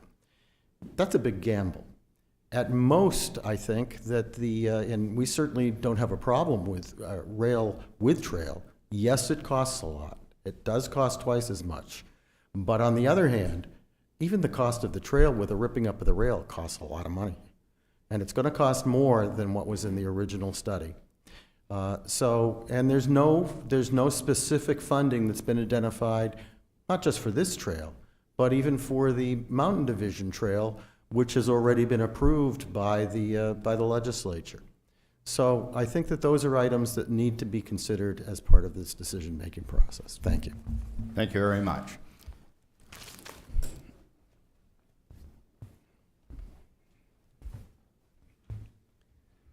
I'm Dick Woodbury. I live in Yarmouth. And I served on the board of the East Coast Greenway for 5 years, and am still the committee chair for the East Coast Greenway for Maine.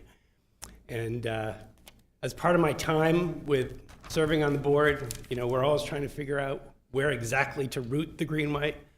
For those of you who don't know, it's a vision of an off-road bike and walking trail, active transportation that goes through all of the major population centers from the top of Maine to the bottom of Florida.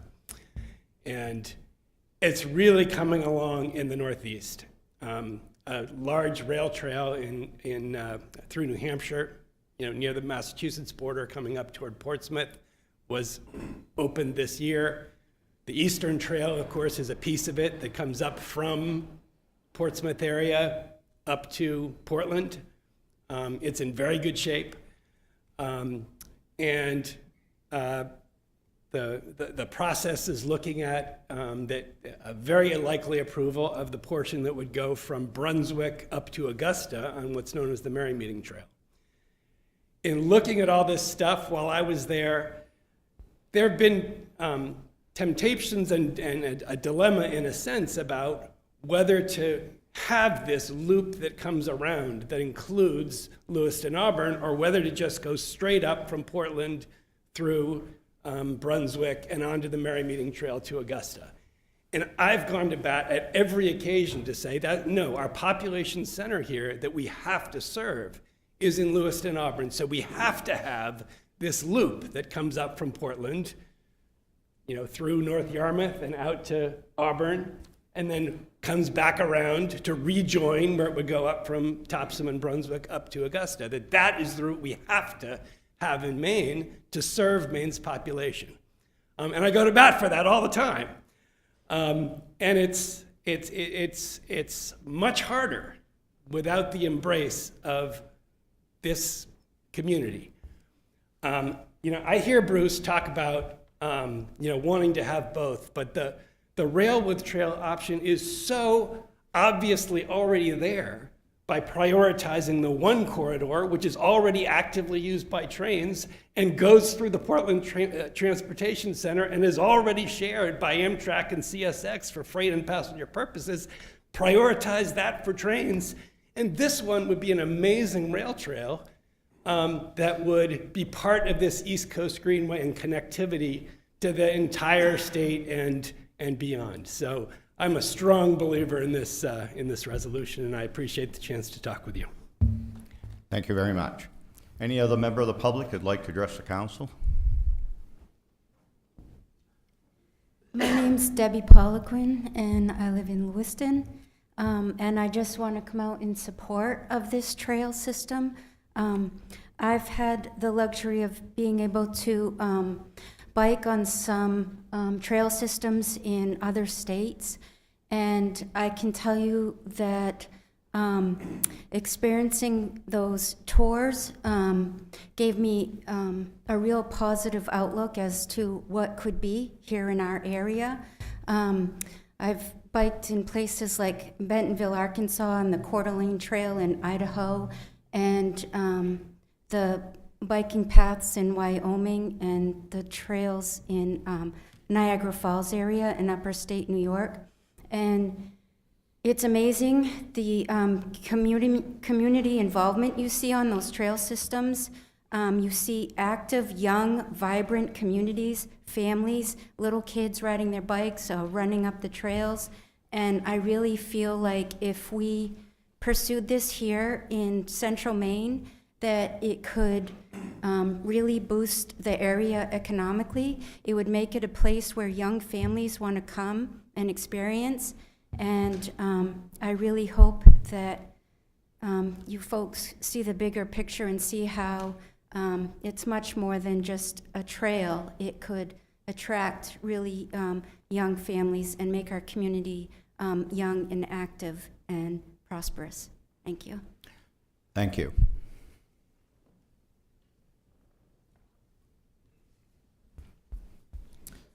Hi, I'm Emily Paskowitz. I'm the Northern New England manager for the East Coast Greenway Alliance. I'm a resident of Brunswick, Maine. So as Dick already mentioned, the East Coast Greenway is a vision for interconnected, safe off-road infrastructure for walking, biking, and rolling from Key West, Florida, all the way to Calais, Maine. So with Auburn being part of Maine's second largest and most diverse metropolitan area, Auburn is a vital part of the envisioned route for the East Coast Greenway through the state of Maine. As a result, the East Coast Greenway Alliance strongly supports trail connections and development within Auburn. Along the East Coast Greenway and beyond, trails have been shown to have numerous benefits. At the individual level, these include positive recreation, health, and transportation impacts. And furthermore, at the city and regional levels, trails often help to drive tourism and fuel local economies. Thank you. Thank you. Good evening. I'm Jenny Johnson, 65 Cedarwood Road in Auburn. I served 2 terms along Joe Policia on the Maine Cycling Club. I was an avid road cyclist in the summer, averaging about 100 miles a week on my bike. I loved it. I loved the sense of community. But there became a point where I no longer felt safe or comfortable traveling the roads due to personal and family injuries, some near fatal. And when I heard about the CBTA vision to create this interim trail, it really drove my passion.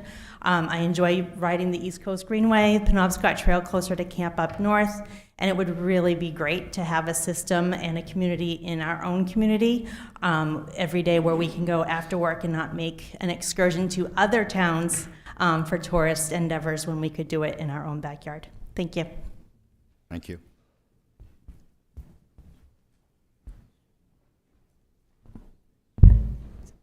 Hey, good evening. My name is Aitana Blevins, 28 Newberry Street, Auburn.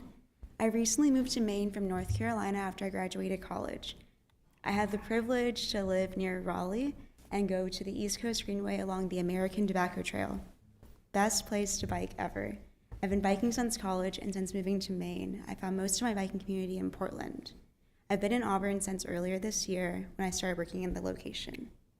I love it here, but it's hard to find places to bike that feel safe, and I could not agree more with this rail system. I can just imagine myself bringing more of my friends from Portland over here because this is the next best place to move. It's cheaper, there's opportunities and great jobs here, and having outdoor recreation like this would be essential to bringing more youth here. Thank you. Thank you.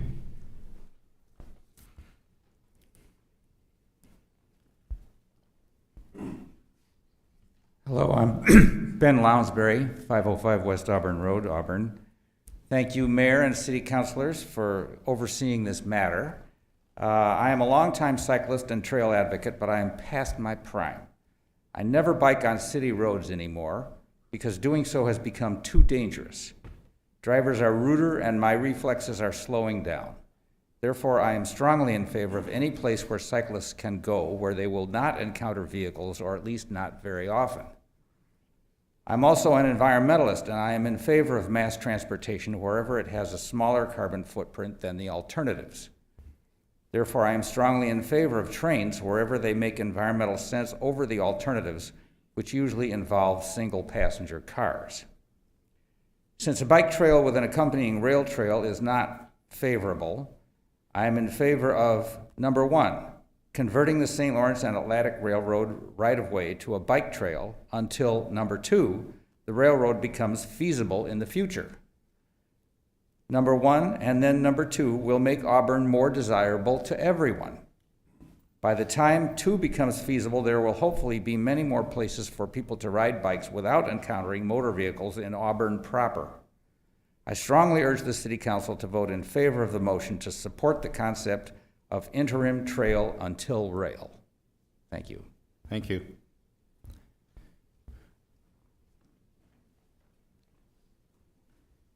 Hello, Mayor and Council. Paul Niehoff, 78 Briarcliff Knoll in Auburn. I want to say that I'm in full support of this resolution. And a couple reasons why is because my wife and I just moved about a year ago from South Portland to Briarcliff Knoll. And we were about a quarter of a mile from the Eastern Trail.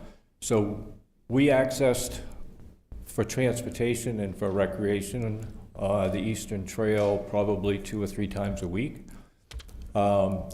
And it dawned on me one day in the Scarborough Marsh that I took a look at the people that were utilizing that trail system. Older gentlemen, older women, kids, families, and it just dawned on me that without that amenity, most of those people probably would not be outside recreating in the fresh air and getting exercise.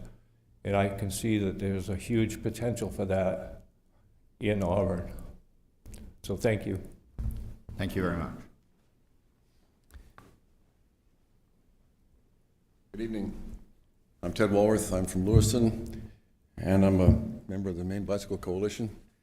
And I've been contributing to the Train Riders Northeast for years because in my previous medical office in Lewiston, the freight train would be going by all the time, and I'd wave at the conductor. And my dad was a commuter in and out of New York for a million years, and I'm all for trains. However, in terms of bike recreation, as you might recall, the Bicycle Coalition of Maine sponsored something called Bike Maine Week, where in the middle of September, 400 people, a lot of them from out of state, would go either around Aroostook or Rangeley Loop or the Bold Coast Loop. And it was phenomenal, and all the local communities benefited from it, and a lot of out-of-state money came into the state. You'd see Colorado Centurium and Seattle Bicycle Club on all these people. Anyway, come COVID, there's no longer Bike Maine Week. Now it's a bike weekend. But even so, putting on another hat, I'm a supporter of the Down East Sunrise Trail.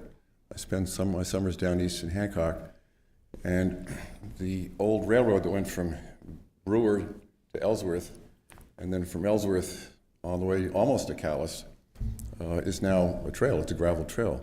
And we've been talking about bicycling, but it's also used by snowmobiles, ATVs, cross-country skiers in the winter.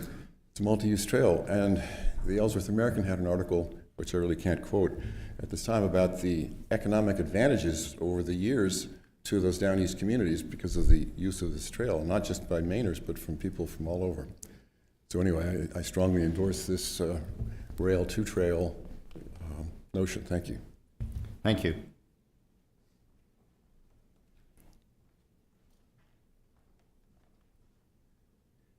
My name's Bill Phillips. I live at 76 Cove Road in Auburn.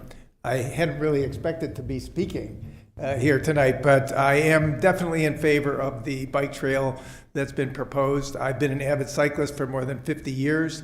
I think we've seen in Lewiston, Auburn, particularly with the Dempsey Challenge, that there are hundreds of cyclists in this community, and it's becoming less and less safe to ride on the road. If you've been in traffic lately, you know that speed limits are totally ignored. And enforcement of speed limits is another topic I would love to speak on sometime, but that's not the issue today. I think most of us, whenever we visit another community that has an established walking and cycling trail, it's a real plus for the community. It certainly adds to the attractiveness to the community for new families, for young people, and it says something about how we value health in our society. And so I'm in favor of it. Thank you. Thank you.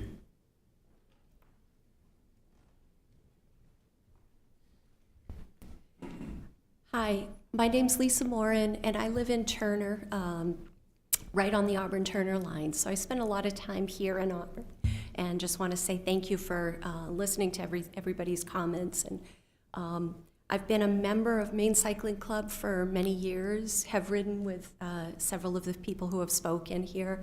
I've also been a member of the Central Maine New England Mountain Biking Association, done a lot of volunteer trail work at the Mount Appetite Trail System. So done a lot of biking, a lot of activities here in Auburn. While the roads, the areas that we have to ride on, sometimes we bike over and go down the Spring Road trails, spend the time on the mountain biking trails. I really believe that adding the rail trail system would offer a great benefit to the community. As Debbie has said, we often go out and go to other places and go to enjoy their trails, and then we go out for meals afterwards. so there's an economic impact. I also love seeing not only friends and colleagues my age, different adults out there. I love seeing all the families, all the kids out there biking. It just offers a great community benefit for everybody to get outside, to get some recreation, to get some fresh air. And I think, it would be a great community benefit. So thank you. Thank you.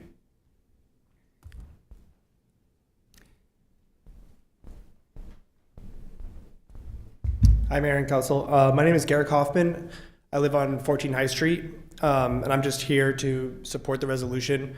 I'm a cyclist. I'm a really enthusiastic cyclist. In 2022, I biked a little over 800 miles.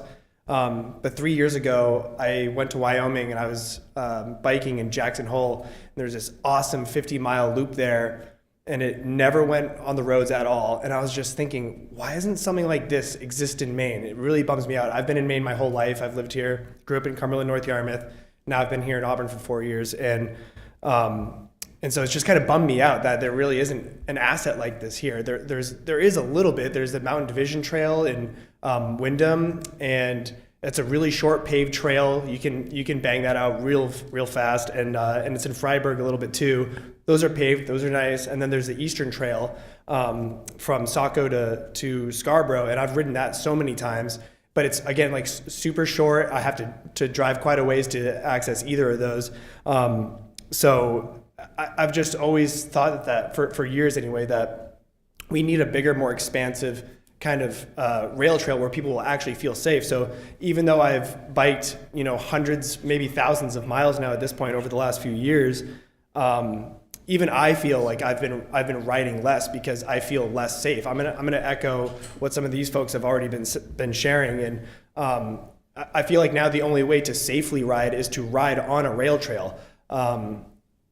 The amount of people on their phones who are distracted is obviously pretty alarming. My friend, actually, her husband is an EMT, and he recently had to tourniquet a cyclist after getting hit by a car.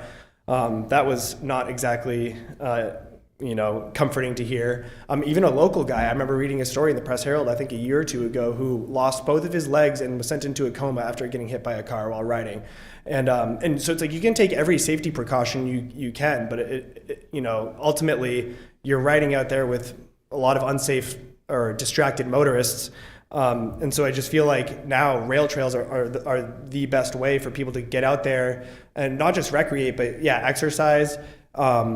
I just read recently in the New York Times, 3/4 of Americans are overweight or obese, adults. And it's an equally alarming number for children too. So it seems apparent that we need these, this infrastructure to be able to allow people to get out there and exercise, take good care of themselves, and also promote community. So I would urge you to support this for exercise and health for our state, economic vitality, community, recreation, and I appreciate your time. Thank you very much. Thank you. Any other member of the public that'd like to address the council on this item, please approach the podium, provide your name and address. Good evening. My name is Kathy Shaw. I live at Valley View Farm on Soapers Mill Road in Auburn. And I wasn't planning on speaking tonight, but this is an interesting concept. But I also have an invitation. Just by way of explanation, I'm a long-time motorcycle rider. Love it. I loved to ride my motorcycle up until the past 5 years, when it became more obvious to me that I was doing more cautious riding, looking out for other people rather than enjoying my motorcycle.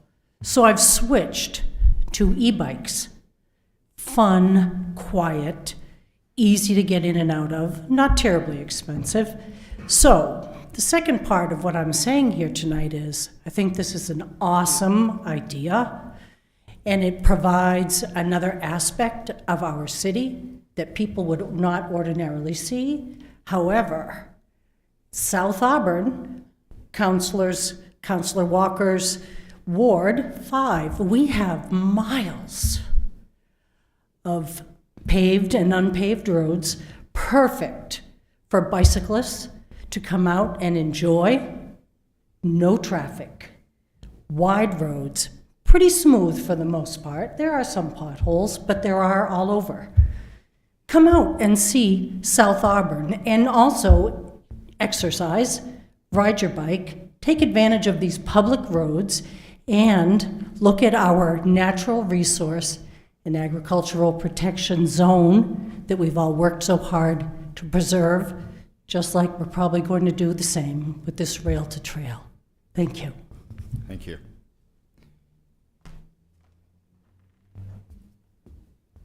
Any other member of the public who'd like to address the council on this item?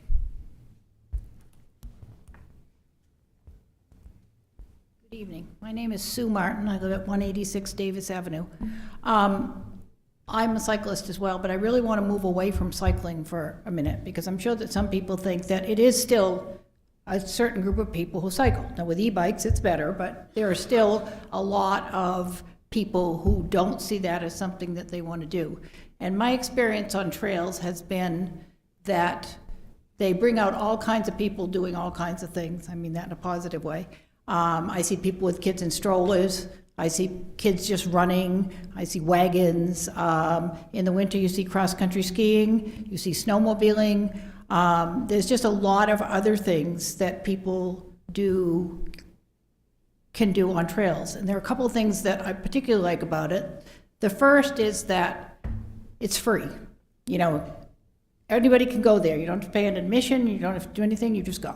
And I think that that brings out a real cross-section of people. I don't know if any of you have ever used the Paper Mill Trail in Lisbon, which goes along the river. If you haven't, you should. It's just absolutely beautiful. But you just see this huge cross-section of people there. And I think that it's really important that we focus on all the multi-uses of it and also the image that it brings to the community.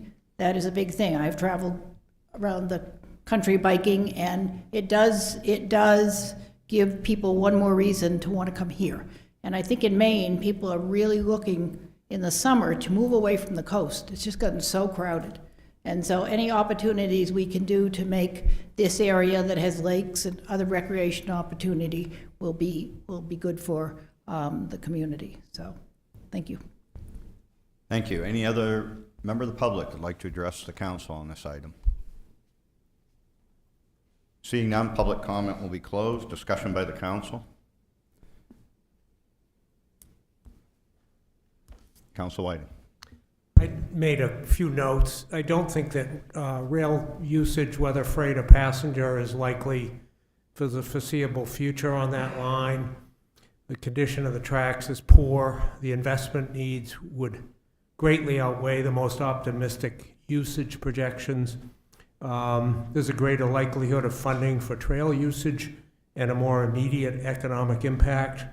So I'm in support of this resolution. Other members of the council? Council Connell. Yeah, I'll echo Councilor Whiting's comments. In addition, I still struggle with the concept, the reality that at the end, on the Portland south end of this section of rail, it stops at what is not yet the Rue Institute, might be someday, should be someday, but that's not central downtown Portland. So the concept of commuting, I just have a hard time conceptualizing not needing to get onto something else. That's inconvenient enough when we have other options with busing, that I do agree that the busing not only is less expensive, but it gives us the flexibility to different routes, to increasing or decreasing more easily in terms of meeting the demand. And I'm just not convinced that trying to save the rails and double the costs or more to put in a very important trail, which I'm 150% in support of, for the potential future that hasn't been there and I just don't see is coming. I think there's commuting the needs that have to go to Brunswick and Topsom. We have people we want to bring into the city of Lewiston and Auburn from Oxford counties. We need flexibility. That doesn't provide it. So I'm in full favor of this resolve as written. Thank you. Other comments by the council? Council Platt. Thank you. First off, I want to echo Mr. Sleeper's comment that I appreciate the process. I have appreciated hearing everyone's different perspectives on this. This is something that I didn't know much about, so I've educated myself as best I can. To me, this comes down to a debate over short-term versus long-term. And are we holding out for the long-term, or are we going to reach for something that we can touch and feel in the short-term? With regard to the long-term, I understand the value of a train, long-term, passenger rail. But to me, and I think Councilor Cowan kind of just touched upon it, but I struggle to understand the mathematics behind population, ridership, and federal funding. I struggle to understand how Maine will be able to cough, federally, state budgets, whatever it is, cough up $250 million for this, as it's stated now. Now, we've heard that those costs may be inflated, but I also know that those costs will go up over time. So 10 years, 20 years, 30 years, 40 years, it's not going to be 220 some odd million. It's going to be far greater than that. So moving on to the short term, and I guess I'll spoil my surprise, but this is why I'm going to be in favor of the resolve. I read the RUAC report, which is the state's Department of Transportation report. Rail Use Advisory Committee that was impaneled by DOT.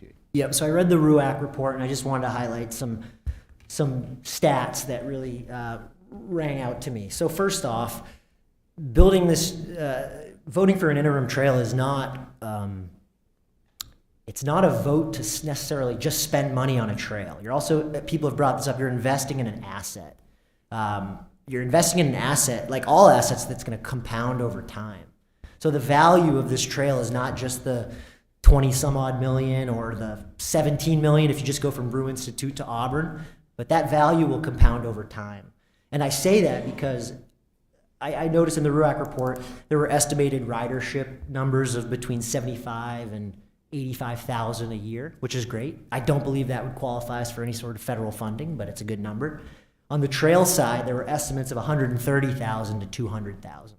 So to me, that touches more people, and that has a greater impact. Also, the trail is estimated to bring in between $3 and $5 million a year. I don't know what that means in a vacuum, but it's a number. You can take that for what it is. But more importantly, there was 823 people surveyed about this in the RUAC report, what their preference would be, and 88% of them supported an interim trail. So I acknowledge that those folks aren't all from Auburn, and I'm here to make decisions on behalf of Auburn, but it does tell me that there's overwhelming support for a trail. Lastly, I just want to say that I've grown up in Auburn my whole life, with the exception of a few years away, and I grew up without passenger rail or a trail, and I came out okay. But now I have an opportunity to make sure my daughter has at least one of those things. So rather than create a future for my daughter where she, like I, had neither passenger rail nor a recreational trail, I have the ability to give my daughter one of those things. So I will support this resolve. I think this trail is an asset for this community, the state at large, but also Auburn. And I commend both sides of this debate for engaging in dialogue and moving this forward. So thank you. Any other comments? Councilor Geary. Thank you, Mr. Mayor. I do support wholeheartedly to provide trails for those that want to walk and bike.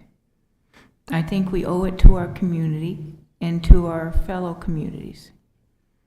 But I can't quite get out of my mind, the first resolution we had supported was rails with trails. And even though there's no chance that this could potentially become a high-powered rail, I will not be supporting this because I hold out the thought that we might be able to use those rails for something in the future. Other comments by the council? So I'd make a few comments about this. Some of these items were touched on in the workshop. I guess the first thing that I would say is to remind the council that in your packet you have a letter from the Parks and Recreation Committee that met and endorsed the interim trail resolution. The second thing I would mention is that the Assistant City Manager and I met with the Department of Transportation, had a very thorough discussion about this, and I think that some of the assumptions that people are making here are I believe, not in alignment with the understanding of the Rail Use Advisory Committee report or of Maine Department of Transportation. So there's been discussion about using this as a freight line. This line was abandoned by St. Lawrence and Atlantic. If St. Lawrence and Atlantic had a business case to run freight on this line, they would not have abandoned it. They abandoned this because there was no business case to make that investment to maintain this for future use. If you look at the adjoining properties, there is no manufacturing or industrial zoning in this area. It's most all residential, and then when you get into Auburn, some ag zone. The last customer left this line 11 years ago, which was B&M Baked Beans, and it was over a decade before that when the prior customer left. There's been discussion about running Amtrak on this. The Department of Transportation is very clear there will not be Amtrak trains on this line. Pursuant to federal law, Amtrak has a right to run on the CSX line, and CSX is required to allow them to do so and coordinate those trips in the same way that they do from Brunswick to the New Hampshire border. There's been a discussion of light rail. I think it's very important the points that the Department of Transportation made to the Assistant City Manager and I. Number one, the existing rail line is not sufficient to run passenger rail. If there was a case to run passenger rail, the lines have to be ripped up and replaced anyways. So to say that we can just keep the lines we have and maybe they'll run passenger rail on this, that cannot happen. According to DOT, it doesn't meet the safety standards. The other point that DOT made about light rail that's very important is light rail, if it were ever run on this line from Rue Institute, B&M Baked Beans, where the Rue Institute's going to be, would have to stop at the New Gloucester line. It's not permissible under the federal safety regulations for those passenger rail to enter into Auburn because of the coordination with freight traffic. What did we hear as a response to that point from the rail advocates? The point that they made is, well, we'll just build a station there and have a shuttle bus. Well, we have a bus today that's being funded already by DOT that goes through Lewiston and Auburn and goes to the point where the train is available now for Amtrak. It goes to the Portland Transportation Center and it goes to Monument Square. And as Councilor Cowan pointed out, it's far less expensive. The bus option is about 5% of the cost of the rail option, and it has greater flexibility. There was a question raised by Councilor Platts about federal funding. DOT was crystal clear that all of the studies that have been done regarding passenger rail of any type coming to Auburn does not meet the federal requirements for federal funding, and even if, just as a routine exercise, they doubled it, it still would not meet the requirements for federal funding. So, you know, my point in this is along the lines of Councilor Platts. What can we do? This is an unused asset. We can either support this and have the potential for recreational and economic activity in Auburn, or we can just say it'll stay as it is. The final point I will make is that the Deputy Commissioner of the Department of Transportation was crystal clear to the Assistant City Manager and I. There would be no funding for rail to trail. They see no viable option for train activity on this corridor. And with all the competing priorities they have, they will not be supporting funding to build a trail next to an abandoned rail line, which they see no future rail activity on. So I would urge the councilors to support the motion, as I think it's the only viable path forward for the city of Auburn to receive some benefit from this asset. Any other comments by the council? Is the council ready for the question? The vote will be by show of hands. All those in favor? Opposed? 6 having voted in the affirmative and 1 in the negative, the motion is adopted. I would like to echo Councilor Platz's thanks to everybody that came out. It's very encouraging when members of the community take their time to share their thoughts with the council. I know all the councilors appreciate that. The next item of business is Ordinance 2024, a proposed amendment to Section 52-320 regarding prohibited parking on 8th Street. This is a second reading and a public hearing. Is there a motion? So moved. Moved by Councilor Geary, seconded by Councilor Walker. We'll open the public hearing on this item. Any member of the public that would like to address the council relative to this item, please approach the podium and provide your name and address.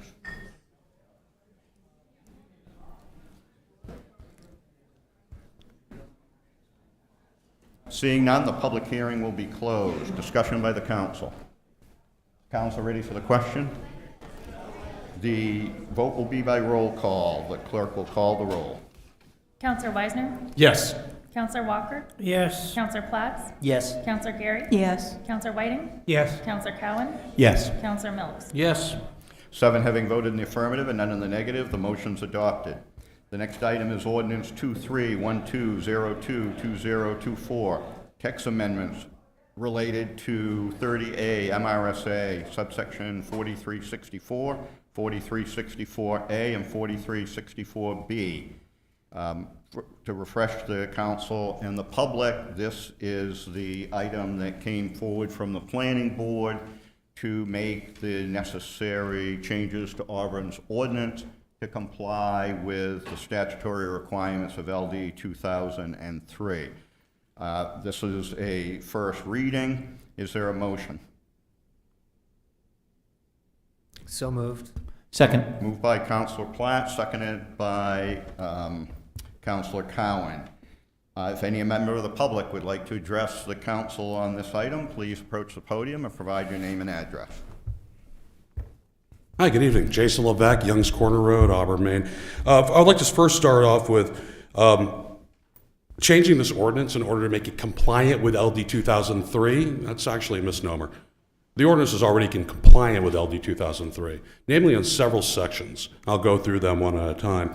First of all, LD 2003 does not stipulate that a community has to have a maximum size for an ADU. It does stipulate a minimum size. That's in state law. It's 190 square feet. That's there. Secondly, it doesn't say that any municipality has to cap the number of units in an individual building. Quite the opposite, it doesn't address that. And then lastly, retroactivity to January 1, 2024, I find some issue with that, but I just want to address that. The ordinance was in compliance with LD 2003 on its main points. There might be some legalese language in there, absolutely, that needed to be adopted, fair enough. But what we're doing right now, what you're doing right now, is you're doing a substantial change to the majority of the city of Auburn, including our growth zone, which is very well and scientifically laid out in the last comprehensive plan that was approved. So if we take this back, and let's look at duplexes. In our growth zone, capping 2 units in one building, frankly eliminates one of the core objectives of everyone in this country, which is the missing middle, creating more owner-occupied duplex, triplex, and fourplexes throughout this country. It's one of the key initiatives to help solve the housing crisis and also to build generational wealth through owner-occupied properties. You look around Auburn, Lewiston, and frankly the East Coast, you'll see 3 row houses together, 4 row houses together. You'll see a 4+ that looks like a white colonial house. I can think of a half a dozen right now. By capping this, what you're doing is you're effectively making it non-financially feasible to do anything more than a duplex. You're making it cost prohibitive to even do just a duplex for the majority of individuals. That's one. Now, since there has been no neighborhood meetings, I'm going to tell you my personal story on the second point, which is capping of ADUs. ADUs at an arbitrary cap of 1,500 square feet, and it is arbitrary. There is no science anywhere that states 1,500 square feet is proper. It meets character. It is the archetype of an ADU at all. I'll give you my personal example. I have 11 acres of land in Auburn. I have a 4,500 square foot house. I've got 3 kids, out of college, in college, and soon to be going to college. My wife and I are now talking about what are we going to do with them, because right now they can't afford a home on their own just to go out and buy one in Auburn, and they do all love Auburn. So we're thinking we're going to build an ADU on our property. We even got some plans, 2,200, at least I do. My wife's watching, I haven't shared them with her yet. 2,200, 2,500 square feet, ADU, off to the side of my property, wonderful. My kids could live in it until we decide to flip-flop when their family expands. Awesome. That way I can pass on an asset to my children, or at least one of them. We have a place to retire in place in Auburn. If this goes through, that won't happen. So eventually I'll end up selling my house to someone that's probably not my son or daughters. I'll leave with my income to another community, and someone else will move in my home. But if my ADU could be 2,200 square feet, then fine. Okay, you get the best of both worlds. And on 11 acres of land, it's not going to hurt any type of rural character or any type of character, period. As an alternate, and I don't like this alternate, but it is an alternate in the show of compromise. Cap the ADU size at the size of the primary dwelling or the existing dwelling on the land. Okay? If someone has a 2,500 square foot home, cap the ADU at 2,500 square feet. That meets the character of that parcel, and that's what someone has purchased. Looking at doubling the land requirements for ADUs in certain areas of the city also just says, hey, we're closed for business. No, you have 3 acres of land, you have a nice little 2,500 square foot home, you can have a 1,500 or 500 or 750 square foot Thank you very much, ADU. Mr. I'm Levesque. sorry, 750 square foot. Thank you very much. I didn't think we had a time limit on this one. I didn't hear that disclosed. Thank you very much. Well, I'll speak more about it in open session, but think twice about this, please. Is there any other member of the public who'd like to address the council? Please approach the podium.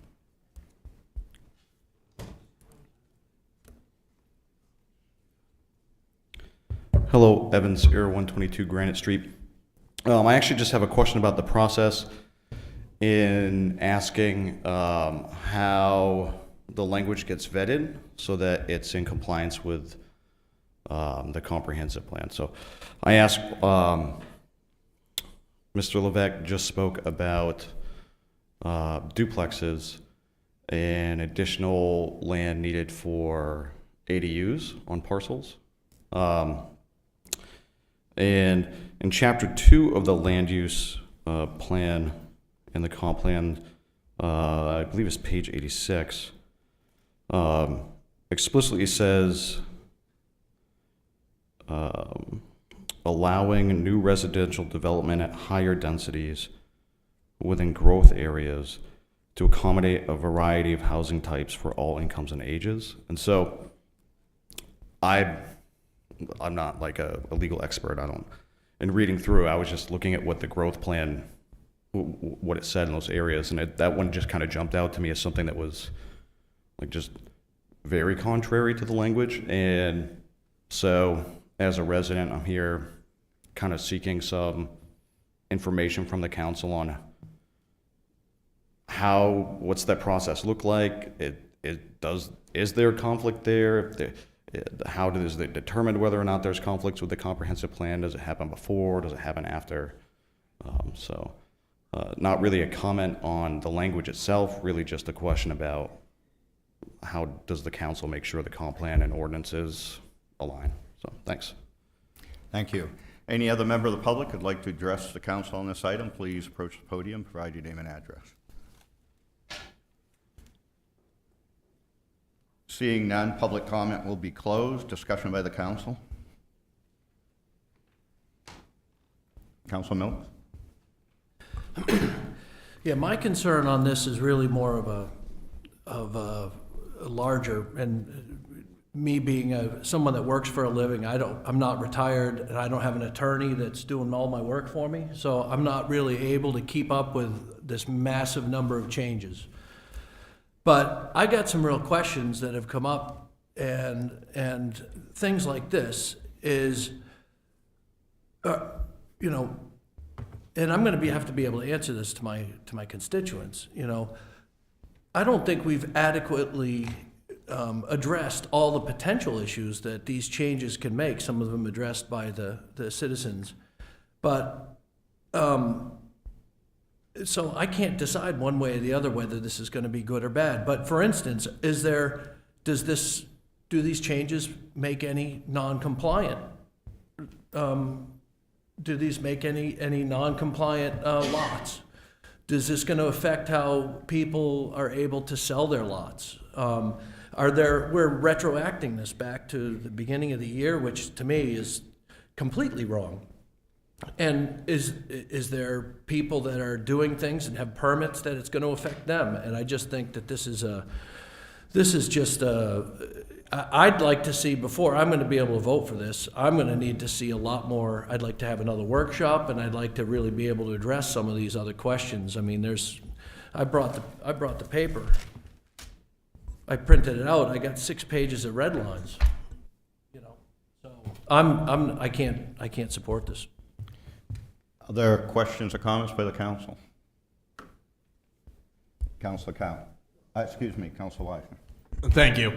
Question that I got is, I don't like the retroactive side of it, because now all of a sudden, if we as a city has already told somebody that they're approved to do something, and now we're going to go back and say they aren't, are there any currently, Mr.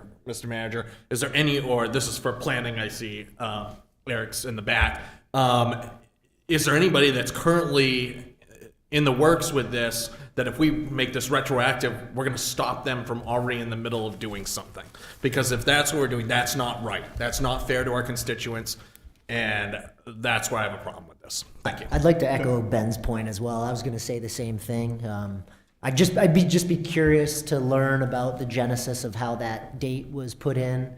The retroactivity. Yeah, retroactive. I know I have been on the other side of this in other municipalities, and it's a tough pill to swallow. So I'll address the retroactive provision, and Mr. Cousins is here as well. If he can come up, he can jump in and correct me if I, no pun intended, go off the rails here. So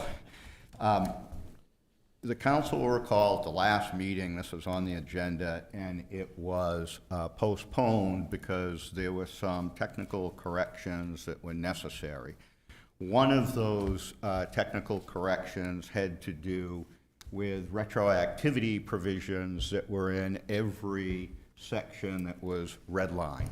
And that was not necessary, and it actually had no effect one way or another, positive or negative.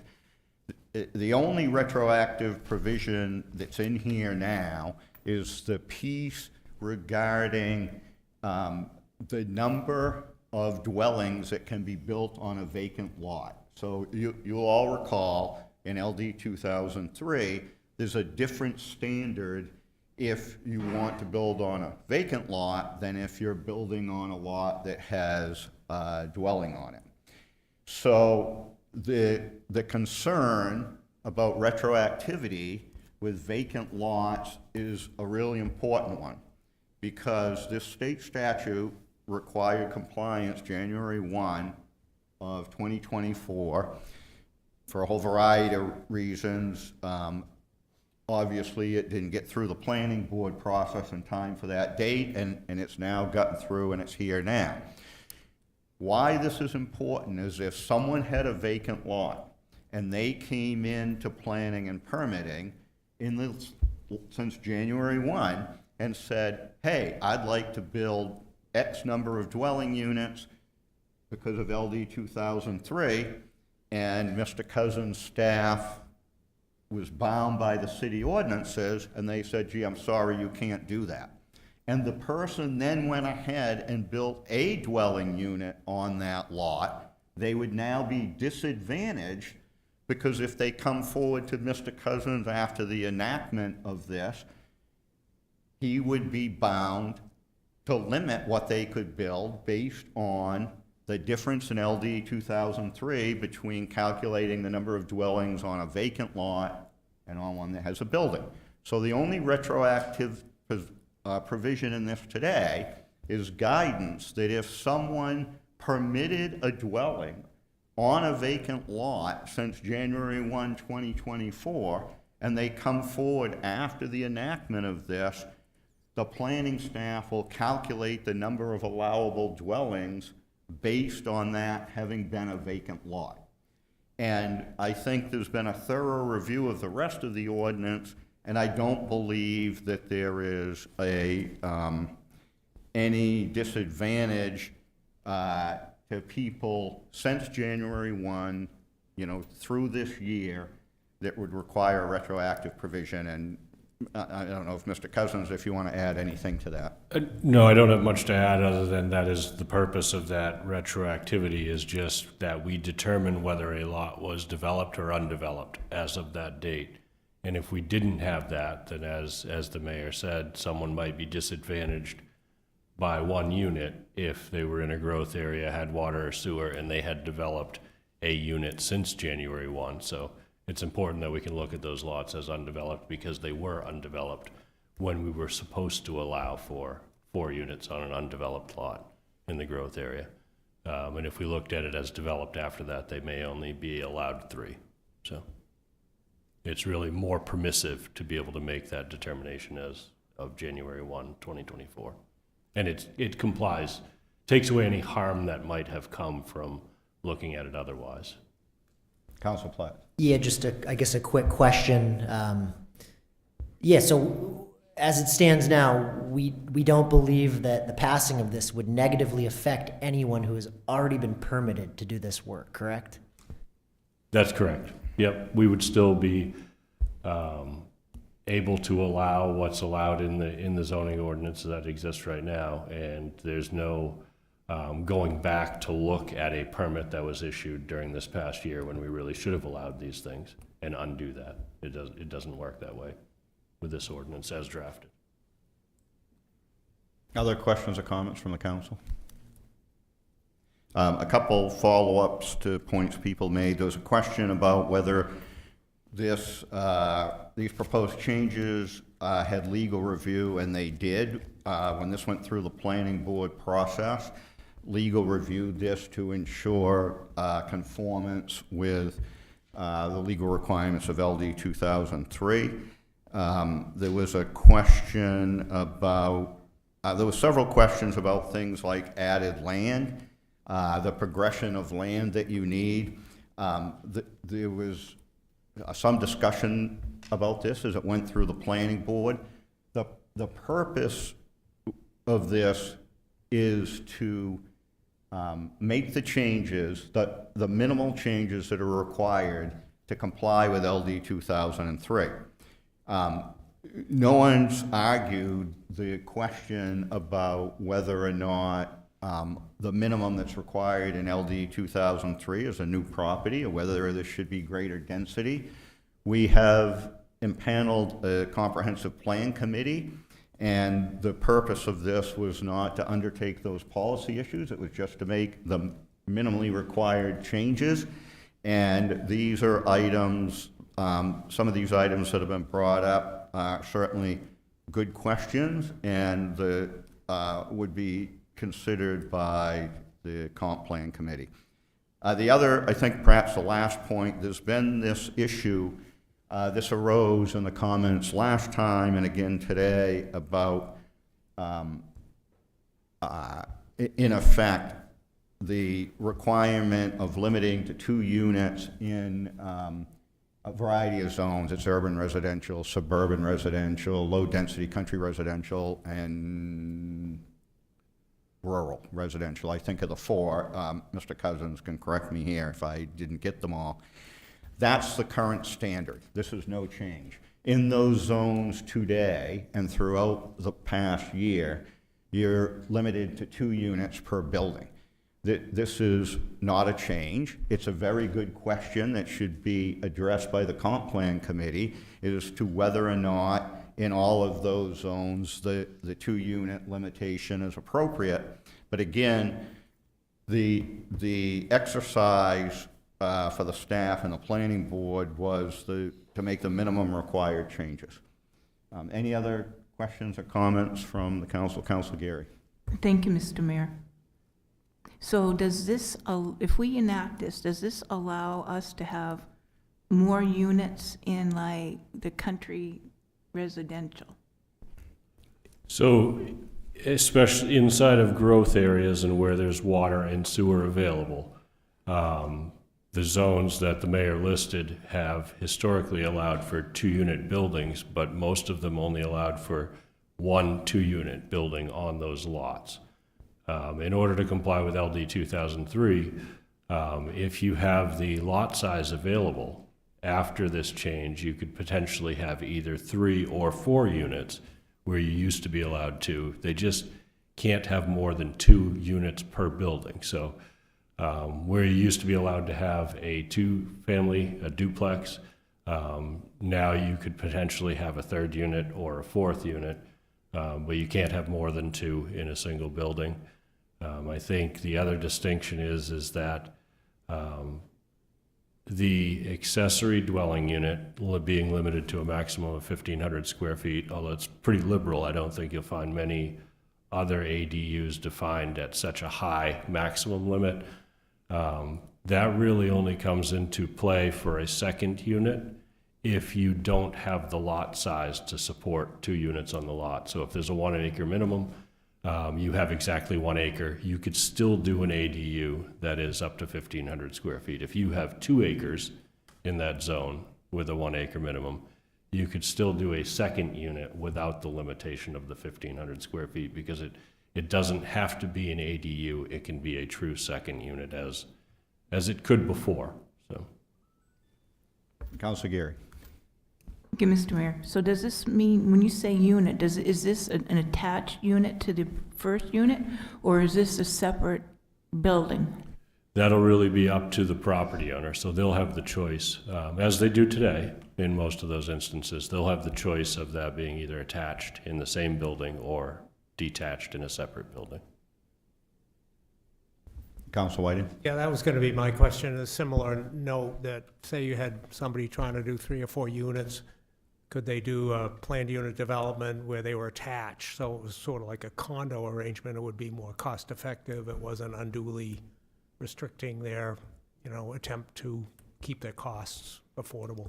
So we do define attached single-family units as a housing type. So you can't necessarily do it on every lot, but if you have a lot that meets the criteria for a planned unit development, you could do that before and you could do that after, and we wouldn't necessarily look at that as multifamily if they're constructed as attached singles like a lot of condos are. Other questions or comments by the council? Council Mills. I would, again, add, I think there's a lot more questions here, and I'm not prepared. If my constituents ask me, well, you made this change and now I can't do this, why did you do that? I can't answer them, and so I can't support this, and I don't think this is ready for prime time. Other questions or comments? Council Platt. Just to confirm, this is first reading. Depending on what happens, it would go to planning board and back to us for second reading, or this is the final? So this proposal originated at the planning board in conjunction with staff to comply with the statute. And I would remind folks, if you're opposed to this, you should be prepared to come in with the particular changes you want to make. Because the planning board spent over a year working on this with staff, and then legal reviewed it to craft these changes. And if the council were not to pass this, it's not going to alleviate the responsibility for us to come into compliance. And we've been fortunate to this point, given the amount of time that's gone on, that no one who was rejected for a project that would comply under LD 2003 but did not comply under our zoning codes over the last year hasn't pursued legal action to force us to comply. So my advice to the council is that the planning board spent over a year working on this with staff. If this is not acceptable, this isn't the type of a matter before us that we can decide to enact the policy or not enact the policy. We're going to be required to comply. We're required today. And if counselors don't like the language that's here, I would suggest that you come forward with amendments prior to the second reading so we can get it posted to correct any legal deficiencies that you find. Other thoughts by the council? Mr. Mayor, if I could just Yes. add something as well. We have worked for a long time, over a lot of meetings with the planning board on this. A lot of public input, a lot of refinements. This does bring us into compliance with LD 2003.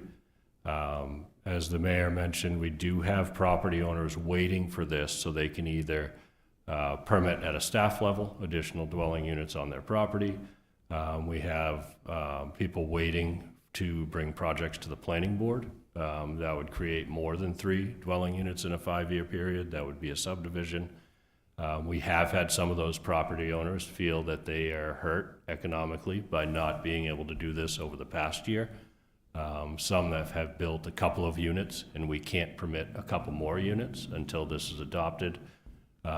Nicely, they've said, well, what's my recourse? You guys are taking too long to comply with LD 2003, and I'm counting on that for my investment. And nicely, we've been able to say, look, you know, you could apply for it, we could deny it, you could take us to court, but I think we're going to get this through, get it adopted, and come in compliance with the law before we'd have an outcome from that. So please just give us a little more time. So I just want you to know that there are people waiting to produce housing that are counting on the city coming into compliance with this. And some of the details, you know, can be worked out after the comprehensive plan if there's a different direction or more flexibility that the council wants. But I think it's important that we get into compliance with LD 2003 for our liability, but also for people that are planning projects and waiting for this. Councilor Mill?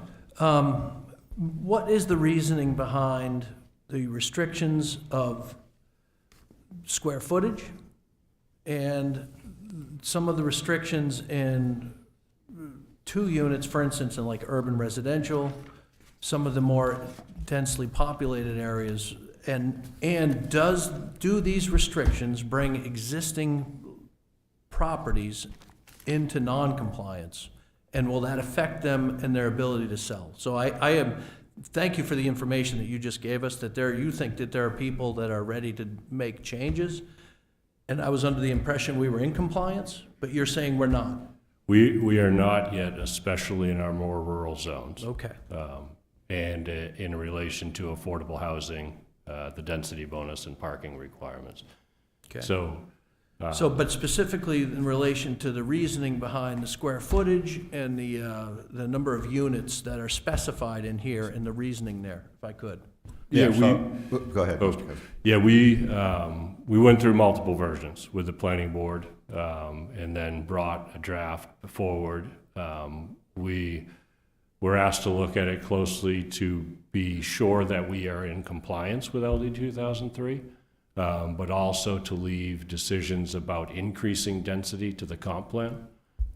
So that's really where we ended up with the lot size requirement for one, whatever the minimum lot size is for 1 unit, for that to be required for a second unit, unless it's compliant with an ADU definition. And then beyond that, each additional unit requires the lot size, the same lot size as the first unit. The ADU is the exception to that, so I guess unless you define the ADU as something that has a limit, then there's no reason to have an exception to the lot size for the ADU. So we were asked to have a limit, but the 1,500 square feet is a very flexible limit. And again, that really only applies if you don't have the lot size to create a true second unit. Then really just leaving those, if you have a 1 acre minimum lot size and you have a lot that has 2 acres, you can build a second unit without being restricted by the ADU definition. It's not an ADU, it's a second unit, but you have the lot size to not need to use the ADU provision. That really comes into play when you don't have the land area for a second unit. To follow up on that, I think it's fair to say that there was a divergent view about ADUs at the planning board from some members that thought it should be unlimited, some that thought it should be less than the 1,500 square feet. We're not aware, as Mr. Cousins has said, this is a liberal interpretation of an ADU. We're not aware of any other location in the state of Maine that has an ADU definition over 1,000 square feet. So this is a quite liberal definition.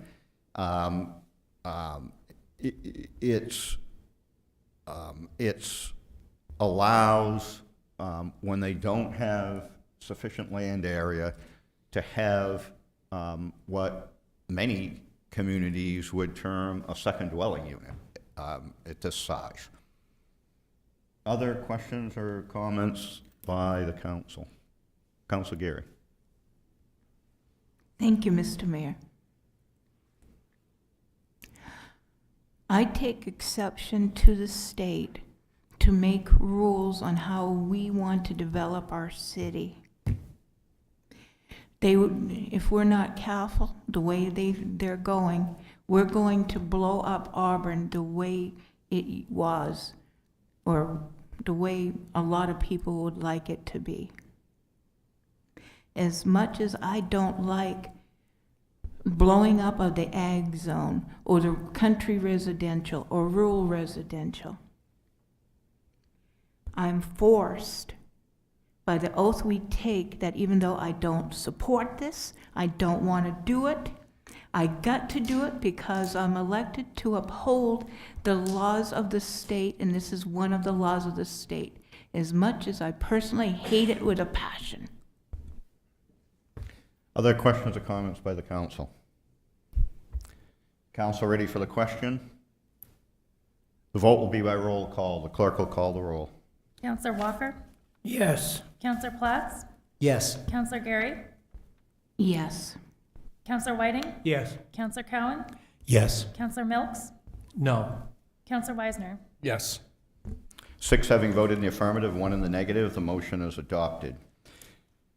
The next item is Ordinance 241202-024, proposed amendment to Chapter 14 regarding blasting.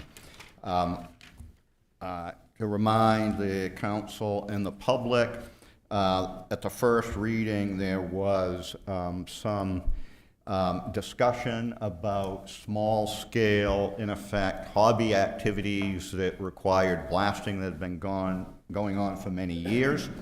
The staff looked at this and has accommodated this concern by allowing at discretion a waiver by the director when it's less than 25 pounds of explosives and there's no dwelling or water source within 500 feet. I would also note that there was an error.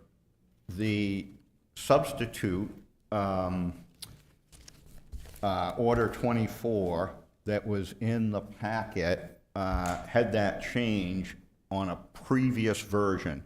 So the clerk circulated, and you should have had at your place and at your desk, the accurate substitute 24, and it's the exact same language as the first reading, except for the change, on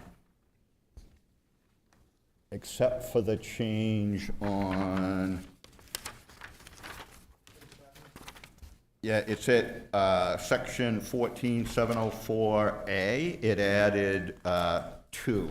So that's the correct document. So if the council, if the sense of the council is to adopt this with the change, the motion would be to substitute Order 24. If you would like to move forward with what we had at the first reading without this change, the motion would be just to move this for adoption. Is there a motion? I would move that we adopt this as substitute ordinance 24. Is there a second? I second. Okay, moved by Council Whiting, seconded by Councilor Wisner. We'll open up the public hearing on this item. If any member of the public would like to address the council on this item, please approach the podium, provide your name and address.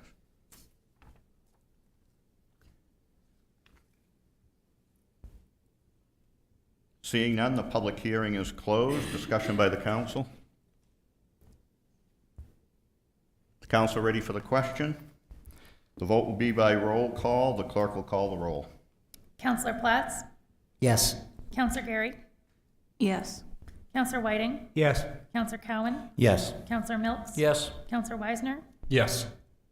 Counselor Walker? Yes. 7 having voted in the affirmative and none in the negative, the motion is adopted. The next item is Order 163-1216-2024, accepting the Mayor's Ad Hoc Committee on Bonafide Farming, Agricultural, Recreational, Natural Resources, Land Use Committee report. Is there a motion? So moved. Moved by Councilor Whiting. Is there a second? Second. Seconded by Councilor Cowan. Discussion by the council. It's a reminder to the council, this is just accepting the report. It makes no changes to the underlying ordinance. The report, along with the members, the one member's dissenting opinion, will all be provided to the staff. The staff will review this and will bring forward any proposed changes to the ordinance. And the council will, if the council is going to entertain that, the council would transmit that to the planning board for their review and recommendation, and then it would come back to the council.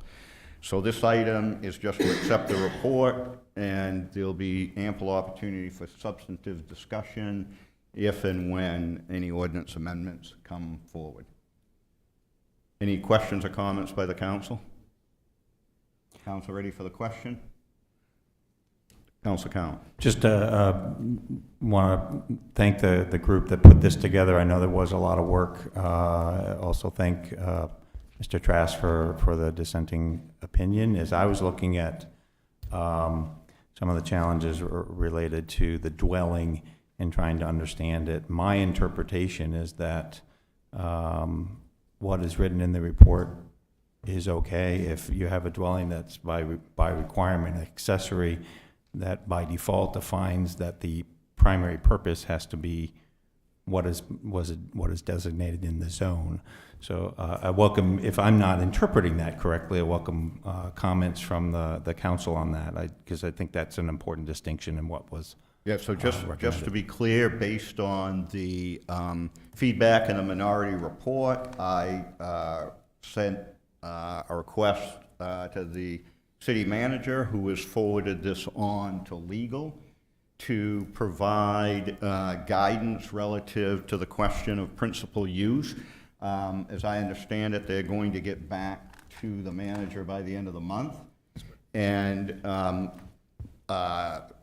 certainly there won't be any action by the staff to review this until they're clear about the interpretation of principal use and accessory and how that applies to new dwellings. Question. Yeah, Councilman. By accepting the report is not approving of the findings, correct? Correct. Okay. Council Walker? I read over that report, their findings, whatever we want to call this, many times, And there are still tough things to understand in that, the way that it's put across to us, especially in many cases, people have owned their land for a lot of years or inherited it, maybe from family. And still, it only talks about housing very, very little, but it talks about business, or you want to have a farm and business, or you're going to come forward with all these crazy things that I look at, like you're going to have to have an attorney in order to be able to figure out how you're going to submit your business, which may not really want to be a business that you're going to, why you want to build a home. A lot of people have had these homes there from the time that maybe their father or mother gave them the land and now deciding that they want to build, but they can't build without having a very, very plan put together that's going to take more than just an old farmer's son or daughter to lay out their plan to you to be able to build themselves a house for a family. And you're not going to get away with, the way I read this, you can have the best people working in them offices here in Auburn, but you're not going to be able to build yourself a small little home, might be 1,500 feet big, by saying that you're going to grow yourself enough food this year to feed your family. You're going to have to go into a hell of a lot more detail than that. So I'd like to just kind of say how I feel about this. I've been dealing with this since 1966 when I moved in South Auburn. In 1964, they came up with this so-called plan to keep people from being able to build their home down in the South Auburn and any other ag or farm and forests or whatever you want to do. This is what I think about this whole thing when it started way back 10 years ago, and then when we got actual Mayor Levesque came on here and elected as mayor, we kind of fought this whole thing trying to change it around from trying to allow people to be able to build on 1 or 2 acres, allow them to build on 5 or 6 acres. We've been fought through this system from almost everybody that actually doesn't own a whole lot of small acreage in the country. They would love to be able to build, but people that have been farming for years and have just sat on their farm now because they're too old to farm, or own 100 acres or 200 acres and will not allow you to build on their farmland. This is how I kind of feel about it. The United States government primarily forced the Native American off their land through the Indian Removal Act in 1830. This is how I feel about it, what you're trying to do to us by all these crazy little rules that you want to make, that we got to worry about putting together a plan that you can't be too close to the stream because the city has a rule somewhere that tells you that you might poison that water, even though it may go no place but the river, and the river is already pretty well poisoned as it is, which authorized by the president to negotiate treaties and with the tribes, for instance, located in the western part of the Mississippi River, effectively displacing them from their ancestors' land.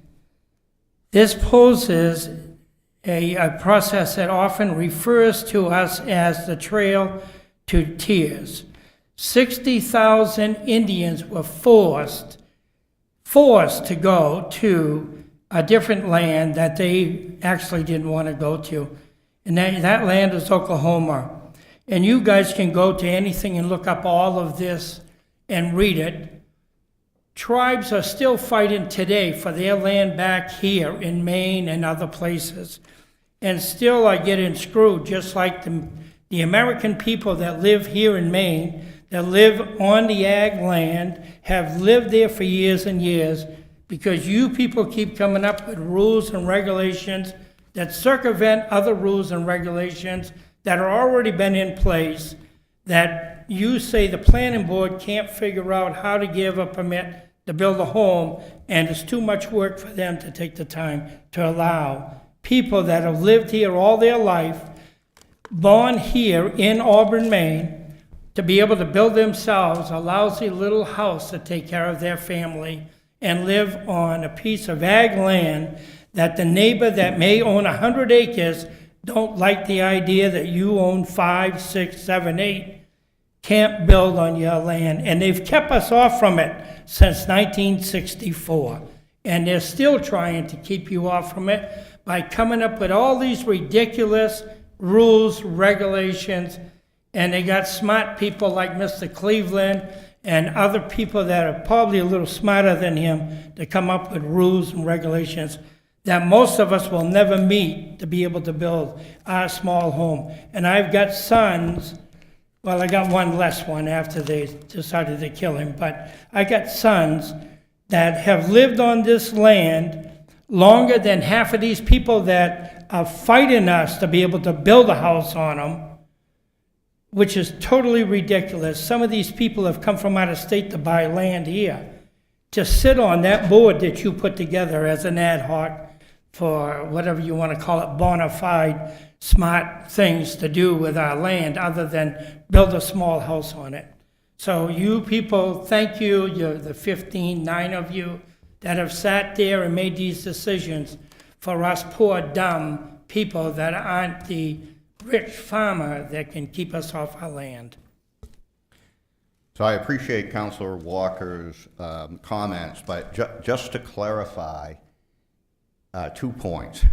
This is the report of the committee that did the work of the charge we gave them.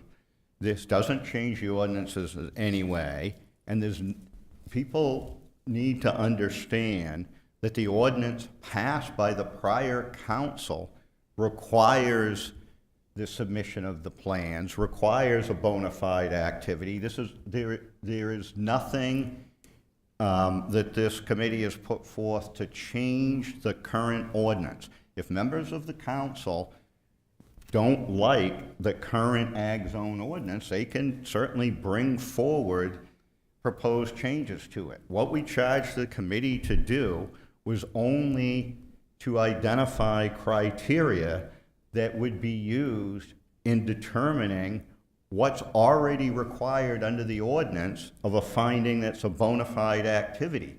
And the idea from the committee was, as we heard in the report, to clarify for the public what it is that they need to provide and to help staff understand how to make the decision about bona fide. And as I said earlier,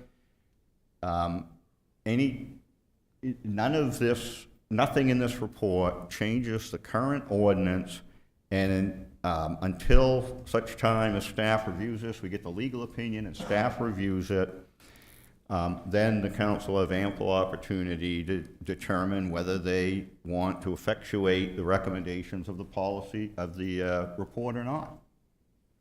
Other thoughts or questions by the council? Yep, Mr. Mayor. Council Eisner. Yeah, I attended with the meeting, and I've been pretty vocal about it and my concern. And this was to give direction, from my understanding, to the staff. And I understand this is a committee thing, but I know everybody's kind of putting it out there. This is to give staff some guidance on that ordinance. And I understand the whole, if we don't like the ordinance, you can change it. I understand that process. But I've been quite clear that I agree with Councilor Walker and some others that I understand about the ordinance, but giving guidance about that staff's going to look at, it's about larger farms. And one of the comments that I made at the committee was about subsistence farming, and somebody wanted to live on their land and be able to grow their own food and live off their land. I agree with many other councilors here. We're not looking to build 40 houses in the ag zone. I was looking at having so that a small family that wants to live on their own land, have some cows, pick chickens, pigs, and all that, and they can live off their land. That's the American dream that people want to live, and I don't think that's too hard. And one of the citizens that was sitting on the side said they wrote the ordinance they were involved in the process of writing ordinance, that subsistence farming was a part of it. But looking at some of these recommendations, there's guidance that they're giving to staff. It's all about big, large farms. There's nothing about what can a small family do to live off the land, and that's all going to do and raise a family. That's my concern that I have with this. Yeah, Thank you. so again, I appreciate your concern. The question before the council is just accepting the report that the committee created. Actions aren't going to be taken on the report unless we get proposed changes in the ordinance back from the staff to effectuate the report. I just want to make sure that that's clear. We're accepting the report, that's the question. Are there other comments or questions by the council? I still have some questions. Why are we here doing this to start with? What was wrong with what was there a year ago or 6 months ago? So there's nothing wrong necessarily with what was in the ordinance 6 months ago. This charge to this committee was not to review the current ordinance, and it wasn't to propose changes to the current ordinance.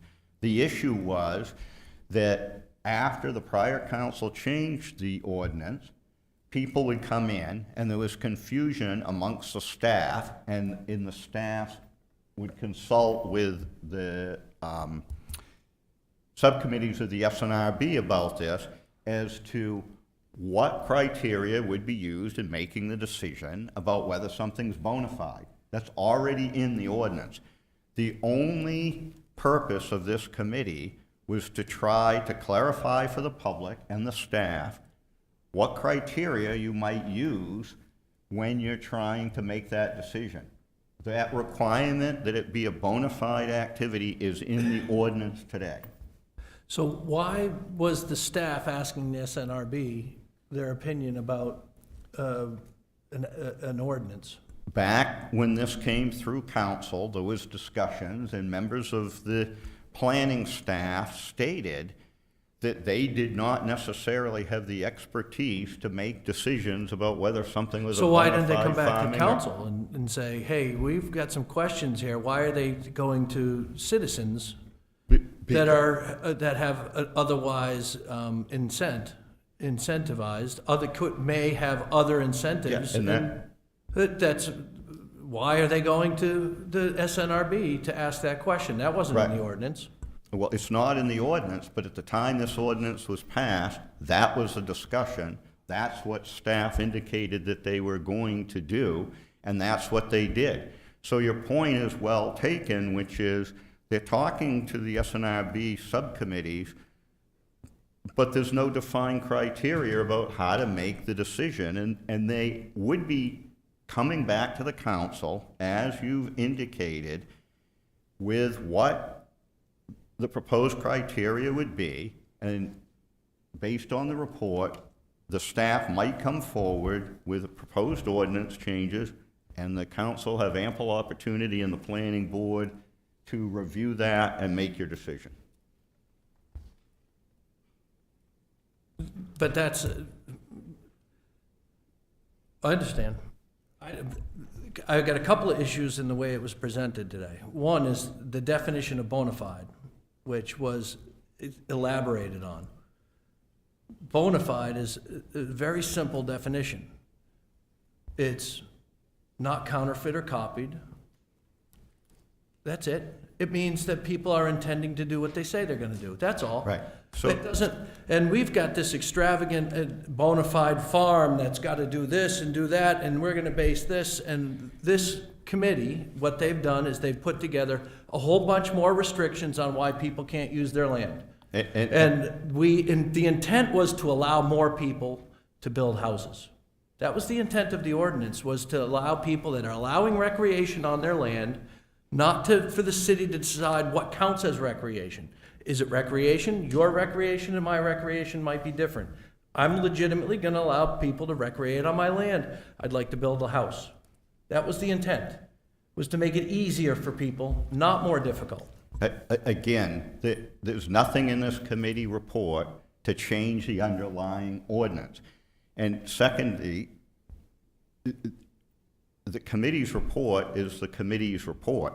If anything would be done to effectuate the recommendations of this report, it would have to come back to the council, and it will have to come back to the planning board, and both bodies will have ample opportunity to discuss and debate what the criteria might be. And if we don't accept the report, then we don't use that, and we can ask the planning board to come up with some criteria. Mr. Mayor, a point of clarification. So just so that we're all on the same page with this. So if we accept this report, this information is going to go back to staff, and staff are going to analyze this, because that's what I thought I was hearing from you. And then they will decide whether they're going to come back to us with changes. Is that correct? Yeah, generally that's correct. What would happen is this report would go to staff. The dissenting report will go to staff. The legal opinion regarding principal use will go to staff. Staff will review this.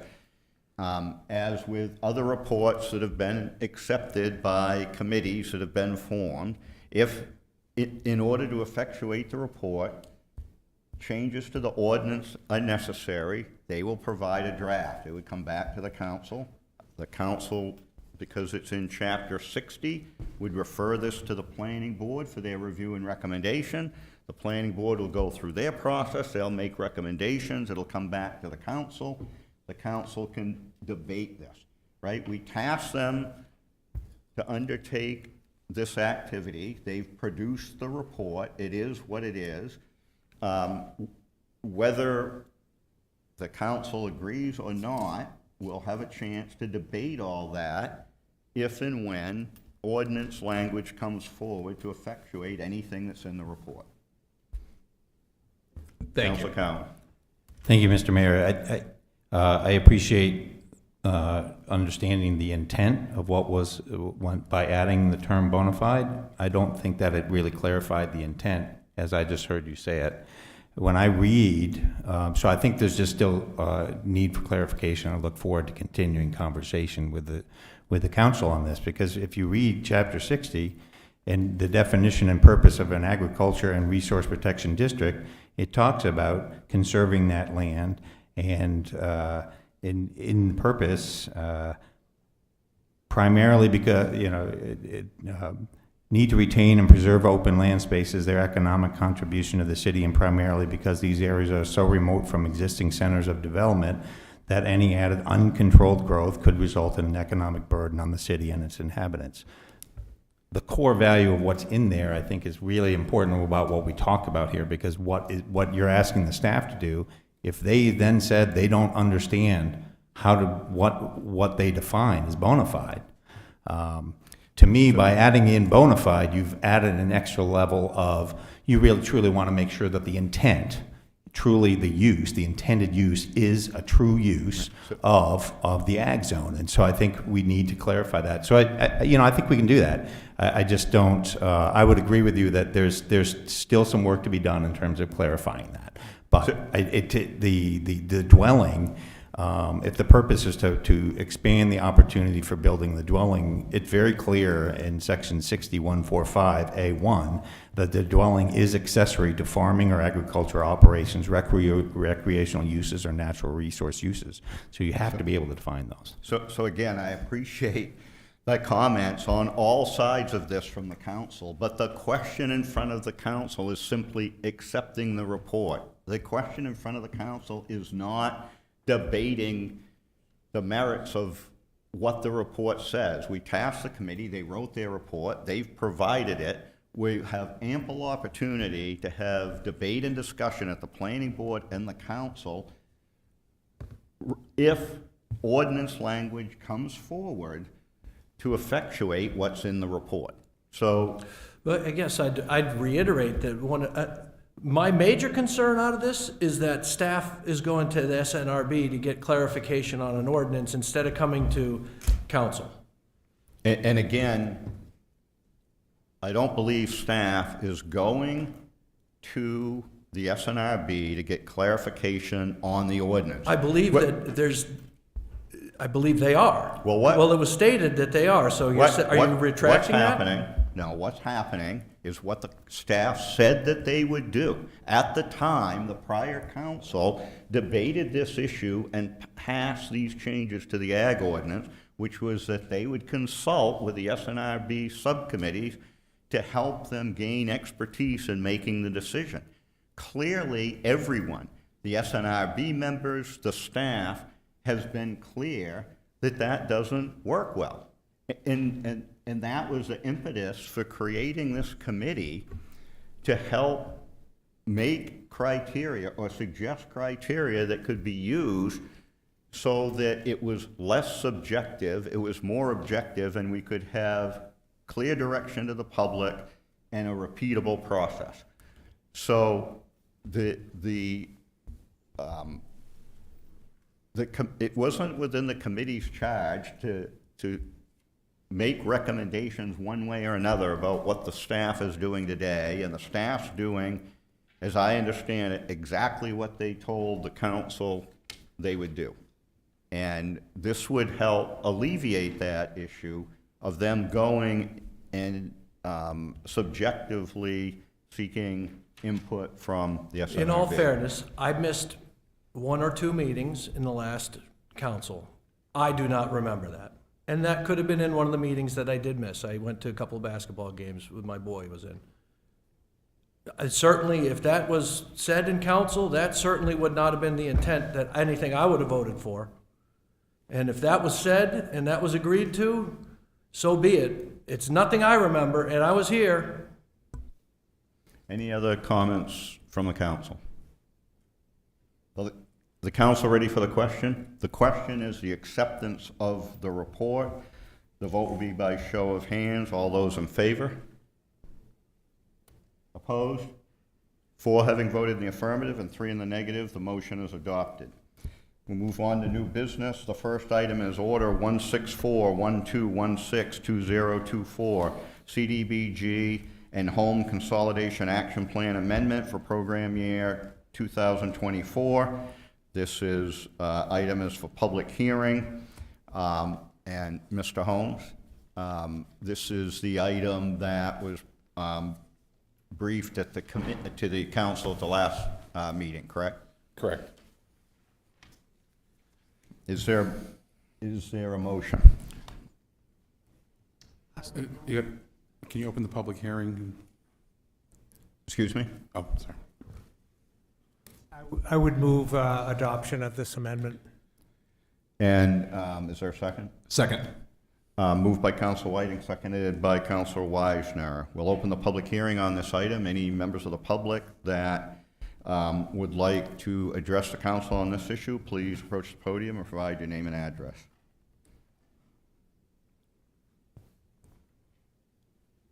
Seeing none, we'll close the public hearing.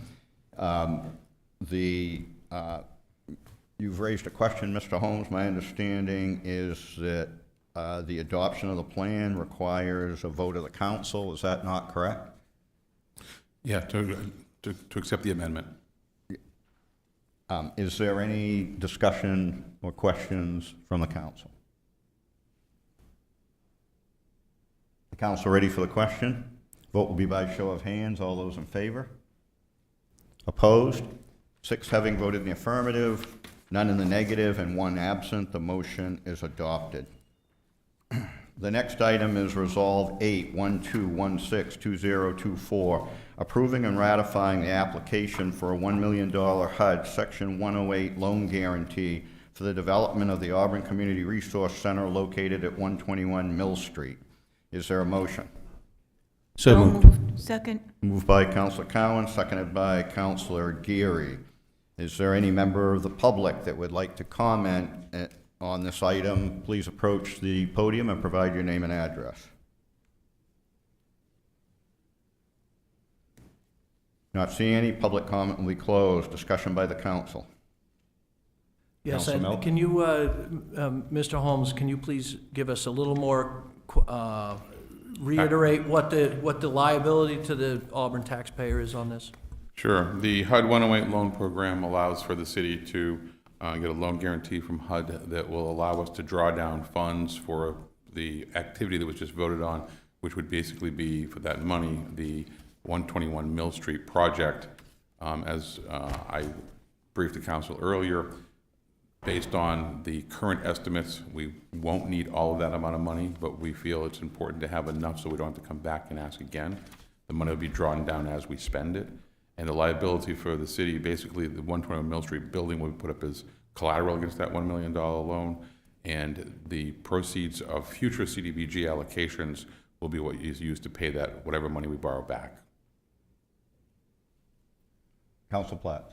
Thank you. A follow-up on that question. I can't recall if you told us this last time, but at this stage in the loan application, do we have a sense of what the time period is as well as the interest rate?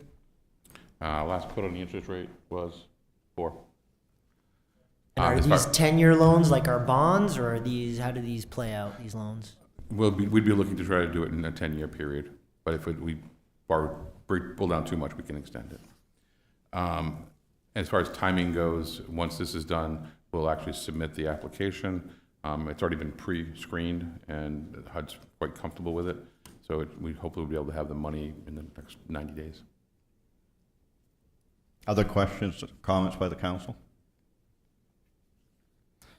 Is the council ready for the question? Vote will be by show of hands. All those in favor? Opposed? 6 having voted in the affirmative and 1 in the negative, the motion's adopted. The next item is Order 155-1216-2024. This was the item moved forward from the consent agenda, appointing Maureen Hopkins to the Planning Board as nominated by the Appointment Committee. Is there a motion? So moved. Moved by Councilor Gary. Is there a second? Second. Seconded by Councilor Platts. Is there any member of the public that would like to comment on this item? Please approach the podium and provide your name and address.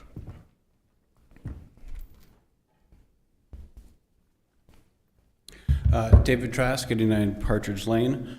Good evening. As a current planning board member, I first want to thank the members of the council who voted 2 years ago to give me the opportunity to be on the board.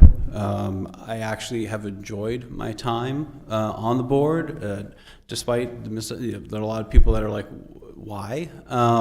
But I actually really do enjoy it, and I've learned a lot and hope for the opportunity to continue to work with the city staff and members of the public. I do want to thank them for coming before the board when they have, and I hope that those that I've interacted with have taken the time, that they feel that I've taken the time to listen and to be nonpartisan. In a 2014 memo from Mr. Cousins to then City Manager DeShane, Mr. Cousins stated that a mixed ward representation is a desired skill set and a background for potential planning board members. With the current nomination before you, the planning board becomes less diversified, not more. The planning board has 7 voting members. The current nomination concentrates decision-making by adding a 4th Ward 3 voting member. This puts 6 out of 7 voting members in 2 out of 5 wards, being Wards 2 and 3. This is a significant issue. As you are aware, Ward 5 has the most land in the ag zone compared to our other wards and should have planning board representation. Certainly, it's come up tonight. It came up during the Bonafide subcommittee, and with the comp plan coming up, certainly not having representation to me is a liability. Mixed ward representation also is essential for several reasons, including equitable representation, balanced decision-making, inclusivity and engagement, and an overall promotion of fairness and trust in the selection process. It helps create comprehensive and inclusive planning that benefits the entire city. I kindly request that the council address this unbalanced representation by selecting a qualified Ward 5 applicant. Thank you. Any member of the public, other member of the public like to address the council, please approach the podium. Provide your name and address. I apologize. Evan Sear, 122 Granite Street. Members of the council may or may not have received an email. I apologize, I know it went out late. In that email, I asked you to consider amending the order to substitute Mr. Trask's name for the nominated candidate. I laid out why you're actually allowed to do that, and it occurred to me that in laying out my case to you, I only discussed Robert's rules. I think it's important that you guys understand that you can do this.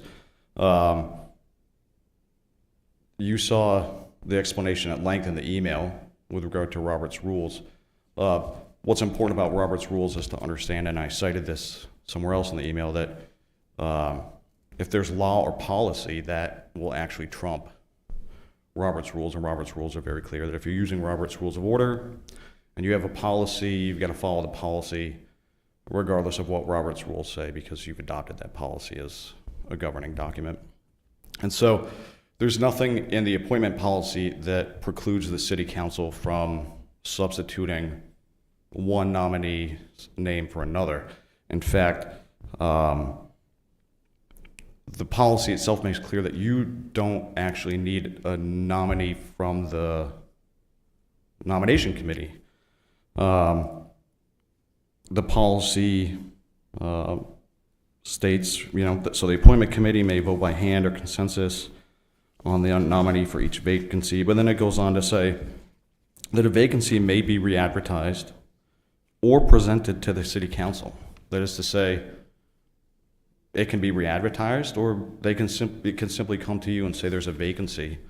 And at that point, you would be free to make nominations of any qualified candidates. The appointment policy is very clear that to be considered as a qualified candidate, you've got to have applied for the specific position, and you've got to have done it by the date that application was required. Additionally, ordinance requires that you be 18 and a resident. So I think maintaining Mr. Trask on the planning board would be retaining a positive asset for the city. I think he works really hard on the planning board, and he's one of the few folks over the years that I see who can make an argument but also be swayed by an argument if that argument is based in comp plan, zoning ordinance, state law. And I think that's a skill that not everyone's got, and I think it's a skill that we've got there now, and I think it would be smart to retain it. I think it's also worth pointing out that the nominee for the full position on the agenda tonight is actually currently already on the planning board. So by substituting Mr. Trask's name for hers, you're not removing her from the planning board. You're still retaining her. You're still retaining that individual to be able to act on the planning board. And you guys have got another seat that's open. So you get to retain talent every which way and have the opportunity to appoint another member as well. So that's my piece. Thank you. Any other member of the public that would like to address the council, please approach the podium and provide your name and address. Not seeing any. Public comment is closed. Discussion by the council. Council Milks. Point of order, Ms. Carrington. Oh, point of order, Ms. Carrington. I'd like to make a motion to substitute David Trask for Ms. Hopkins, and this is my issue is not with Ms. Hopkins. It's that so I just want to make sure that's clear. But I'd like to know how I can do that. So, and is this accurate? But can I do that? So the question posed by Councilor Milks is a parliamentary question. Such a motion would not be in order. As with any other parliamentary question, the question is decided by the chair, but in every opportunity in which the pending question is known ahead of time, it's always good to have a second set of eyes. The clerk and I have independently reviewed this and come to the same conclusion that such an order would not such a motion would not be in order.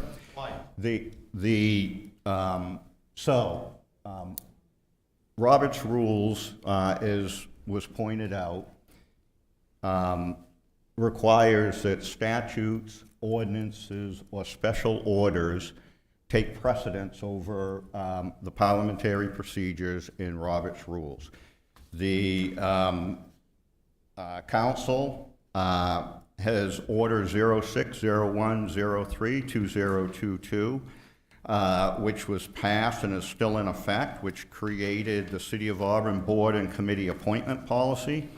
The Board and Committee Appointment Policy requires the Appointment Committee to consider applicants and put forth nominations to the City Council. The only time that a nominee would not be put forward is if the Appointment Committee does not agree on a nominee. They can either ask the clerk to repost it, or they can just send the vacancy to the council. In the present case, the Appointment Committee considered the applications. The Appointment Committee has made a nomination.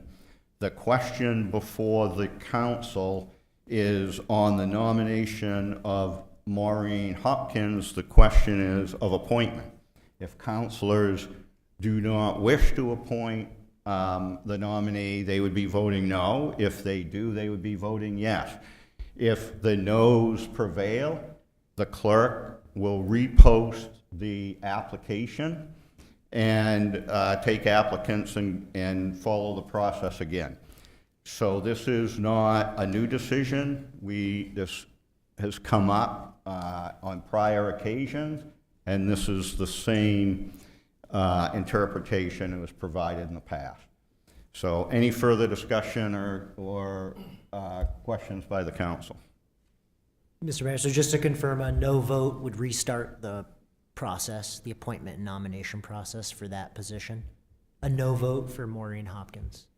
Yeah, if this there were were a no defeated, vote. it would restart the process. If there were a no vote, the clerk would repost pursuant to the policy effectuated under the noted order, and it would come back to the Appointment Committee. Any other questions or comments by the committee? I would Councilor Cowan. appreciate hearing from our fellow councilors who had this discussion and brought the appointments forward, in terms of good points raised in terms of diversity, and I know that you often try to find the candidate you think will fill out a board most effectively based on their skills and what they can contribute. So. Other questions or comments by the council? Council Whiting. Just to comment on ward balance, Ward 1 hasn't had any representation for several years. I'm not, disagreeing that you want to have ward balance, but that happens over time. You have imbalances at times. You look at the comp plan, and Ward 5 is very well represented. So I think that's not an issue. Another issue that Councilor Crowley used to raise in the past, one of the reasons for creating this appointment committee was the lack of women on boards. And so we're losing a woman. There'll only be 2 on that board, but there will be a vacancy, which could be filled, from a ward that's underrepresented or not represented. Other questions or comments by the council? Council Walker. My comment is that we are losing, I believe, a very special person for Ward 5. And I feel insulted that they took and put another person from a ward that you already had 3 people on, that there was no reason to build that to 4, or even if they decided to go with the open end to another one from the same ward. I think the better the wards are, if you can keep them somewhere near equal, if there's people that are applying, we should really look at them. And in Dave's case, he was there. He's done a great job every time that he's been asked to step up, answer questions, be part of that planning board, and I don't see the reason for removal. Other questions or comments by the council? Council Milk. it seems to me it's pretty clear, and everybody that's got eyes understand what's happening. And it's a shame, because you're losing a good person, you're losing an honest, a person that is very nonpartisan and is going to look at just the facts. And you know, this is about the ag zone, and that's what it is. And I can't tell you how disappointed I am in this body, and particularly with the way that this appointment has gone. I'm disgusted, and it has nothing to do with Miss Hopkins. It's disgraceful. To remind the council, the question before you isn't a comparison of Mr. Trask or Ms. Hopkins. The question before the council is a nomination brought forward by the appointment committee. And I'm sorry, Ms. Hopkins, that I cannot vote for her for that reason. Any other questions or comments by the council? Yeah, Council Mr. White. Mayor, I'm sorry, go ahead. I guess in response to Mr. Milk's comments about the appointment committee, when I was on the council the first 2 years, I used to refer to it as the disappointment committee. Council Cowan? I thinking about the nice comment thought that Mr. Sear brought forward in terms of if we voted down Maureen, that she would be able to stay on as an associate member. I'm not sure that's the case now, because we've already voted in another person, or is there still a vacancy? It was another open associate member, so she would. So just to be clear of the process here, if the council were not to vote to appoint her, she would continue on as a member, as an associate member.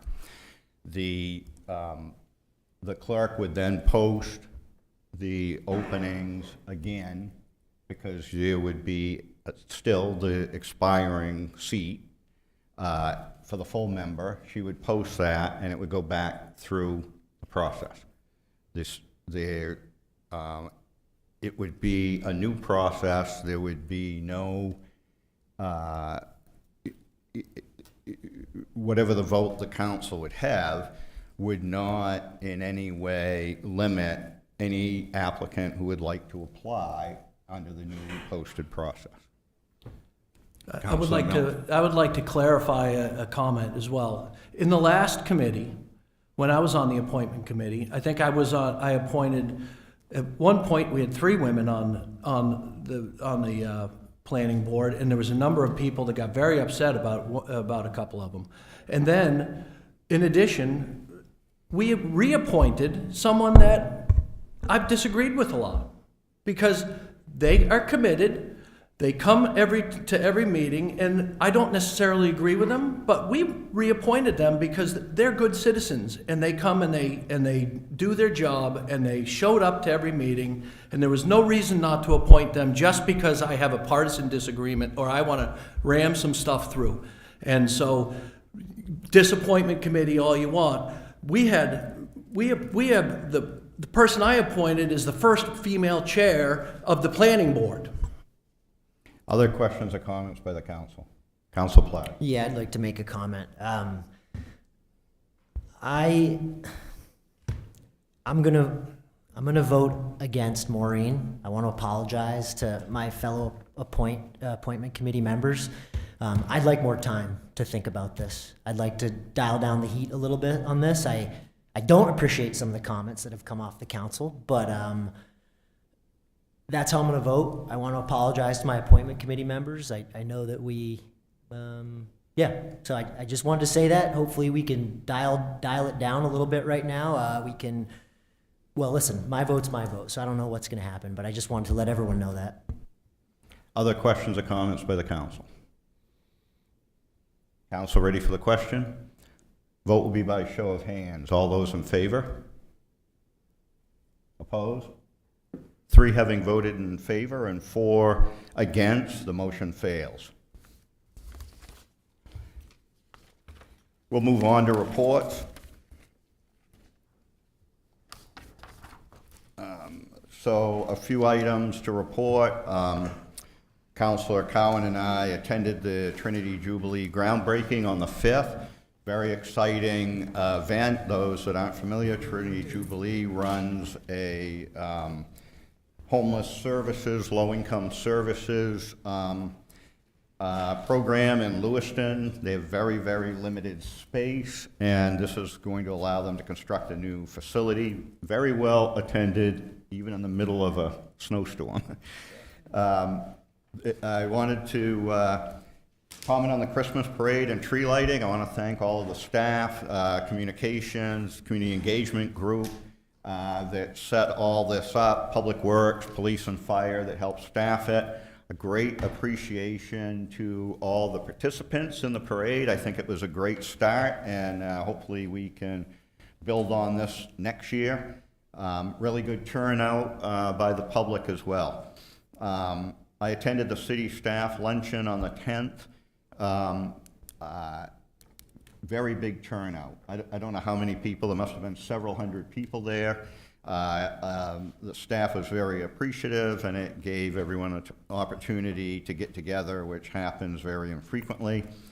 The comp plan committee, an update on that. The consultant proposals have been received. There has been the scoring committee has done a first pass, and 3 proposers are going to be invited back in for interviews. And the kickoff meeting for the impaneled comp plan committee is 6 p.m. Tomorrow night in the community room. And the last item I wanted to mention is I attended the neighborhood meeting for the Marrow Road project. Really good turnout. There must have been at least 25 people there. Great presentation by city engineering and the consultant engineers. Lots of questions by the residents. Very positive feedback from them. They're very appreciative of the council having added that into the CIP plan. Councilor Gary? Nothing at this time. Councilor Whiting? Just note with sadness the passing of Eleanor Cummings, who was a Auburn Public Library trustee, and very nicely her family suggested that memorial contributions could be made to the Auburn Public Library, which helps with the endowment. So I thought that was a very kind thought on the part of the family. Councilor Cowan? Nothing at this time.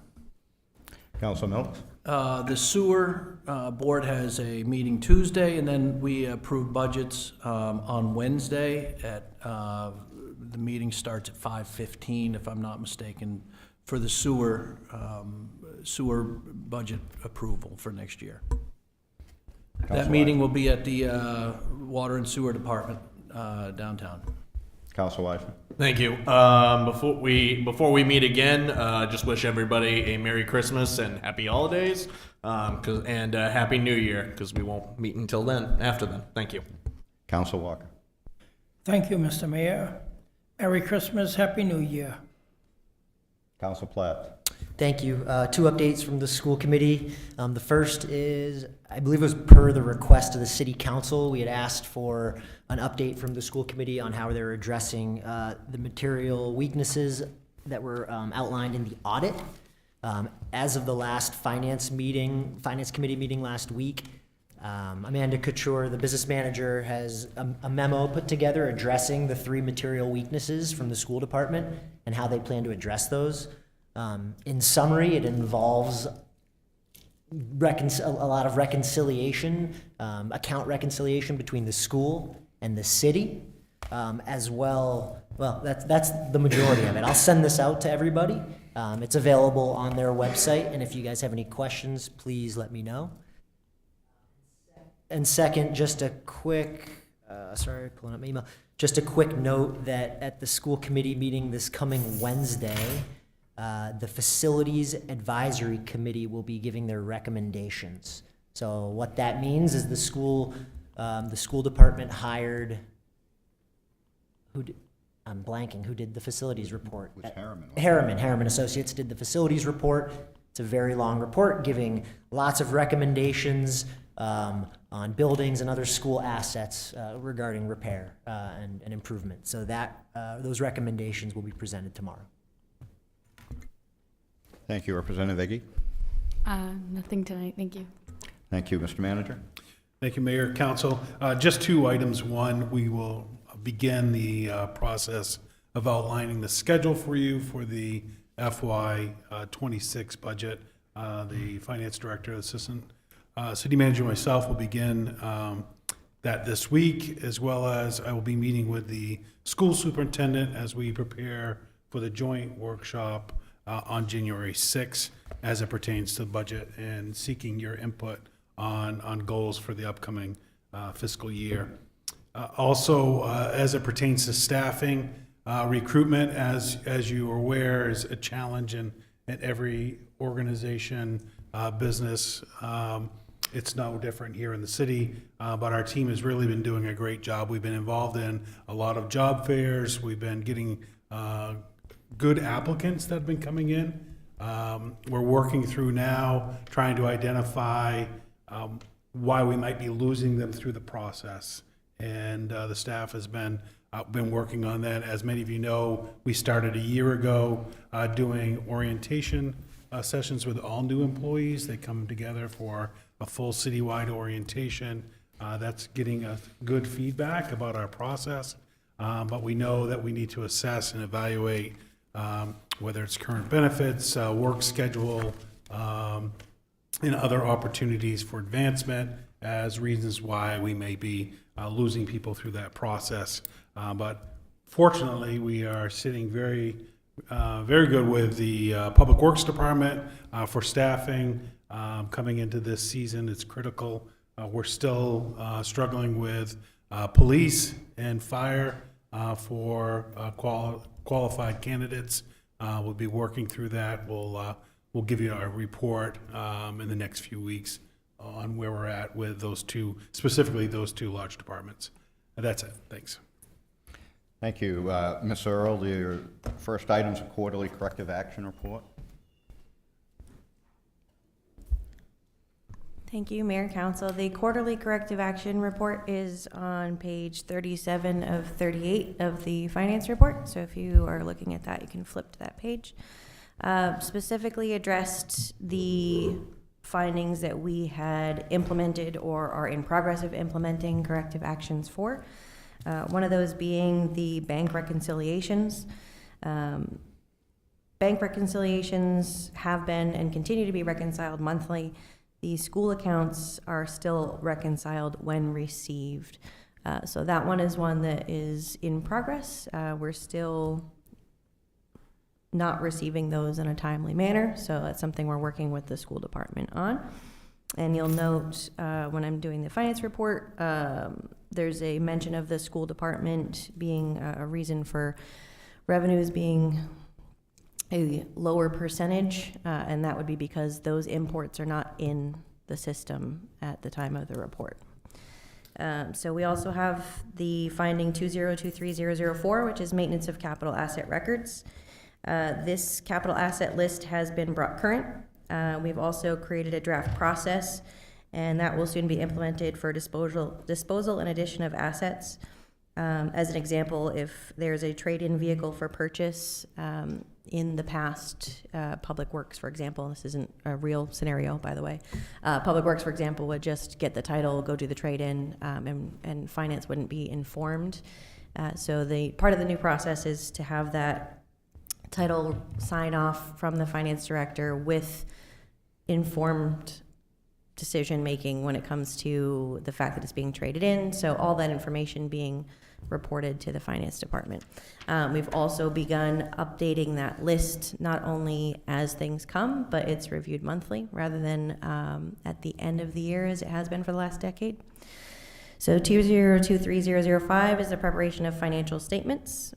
I have signed up for preparing an annual comprehensive financial report training, a lot of ACFR, through the Government Finance Officers Association. That begins on January 6th, so that's the reason I will not be at the next council meeting, so I apologize for missing that. That was the dates that they had available, as well as continuing training as time goes on. Just the goals for the next quarterly report are to continue to address all recommendations and implementing those corrective actions, but we do plan to specifically address 2023006, which is the SLFR funding, which is reporting and grant management and processes, and the 2023007, which is the child nutrition cluster. Both of these had supporting documentation and reporting. Those are school department related, so we're working with Amanda Kuchar on those, as well as the monthly reconciliations. So we're working on getting up to date on those. We have July and August imported as of today. So it is December, so we're getting there. Questions by the council? The only question I had was about the bank reconciliation, and Councilor Platts, from your report, I understand that there has been a discussion about this. Is there a timeline in which they're going to be able to catch these up to current? As I understand it from the report we just got the imports for July and August in December, right? So I guess my concern is that trend going to continue on with the schools? So we're going to get to the end of the fiscal year, and next September or October in the next fiscal year we're getting imports from them? What's their timeline to come current and stay current, I guess is the question. Will they be current by the end of the fiscal year? Well, I think they should be current well before the fiscal year. On the path they're on now, it doesn't look like they'll get there. So my question is, I understand, I appreciate that they're talking about this and trying to rectify this with Ms. Earl. It would be nice to have more of an understanding when they're going to get current, and we're assuming when they do, they'll stay current. Ms. Earl, did you want to add anything to that? Yeah, I just wanted to add that Amanda Kuchar used to be the person that did these imports, and it's now Joe Landry, and he had been out for an extended period. So I'm going to be optimistic and say that some of this is due to that, but we'll obviously keep you all up to date on that. Any other questions on the quarterly report? If not, Ms. Earl, if you move on to the October finance report. I just wanted to ask Emily a quick question. Are we voting to accept the quarterly corrective action report as part of the finance report? Yeah, we would accept this all together. Just making sure before I Yeah, moved on, sorry. because we have skipped that in a meeting before. All right, so as in previous reports, I do not attempt to explain any school department changes. I did just note for you some of those, just because it does leave a large chunk for our revenues being down. But revenues are down 7% in the clerk's department commercial licenses line specifically. Overall in our budget, that's not a large number. However, it is large for that department. So the November report will look to see if it's a trend, and we'll provide further details if it is. Likely not, but something we're keeping an eye on. The expenditures through, and this is again a report for October, which is period 4. We're 22.7% of the budget, which is compared to 27.1 through last year. Of note, the Health and Social Services Department, or GA, had a much higher expenditure total at this time last year, but they did report that requests have begun to slow for their services. So that that percentage is actually almost all contributed or attributed to that general assistance line. So there's no significant variances of note that are of areas of concern. Again, anything that we see, for example, that clerk's department is something that we're keeping an eye on and will report on in the next financial report. Questions from the council? Is there a motion to accept the report of the Finance Department? So moved. Moved by Counselor Milk. Second. Seconded by Counselor Cowan. Vote will be by show of hands. All in favor? Opposed? 7 having voted in the affirmative, none in the negative. The motion is adopted. We'll now open the second open session of the evening. Any member of the public that would like to address the council, please approach the podium and provide your name and address.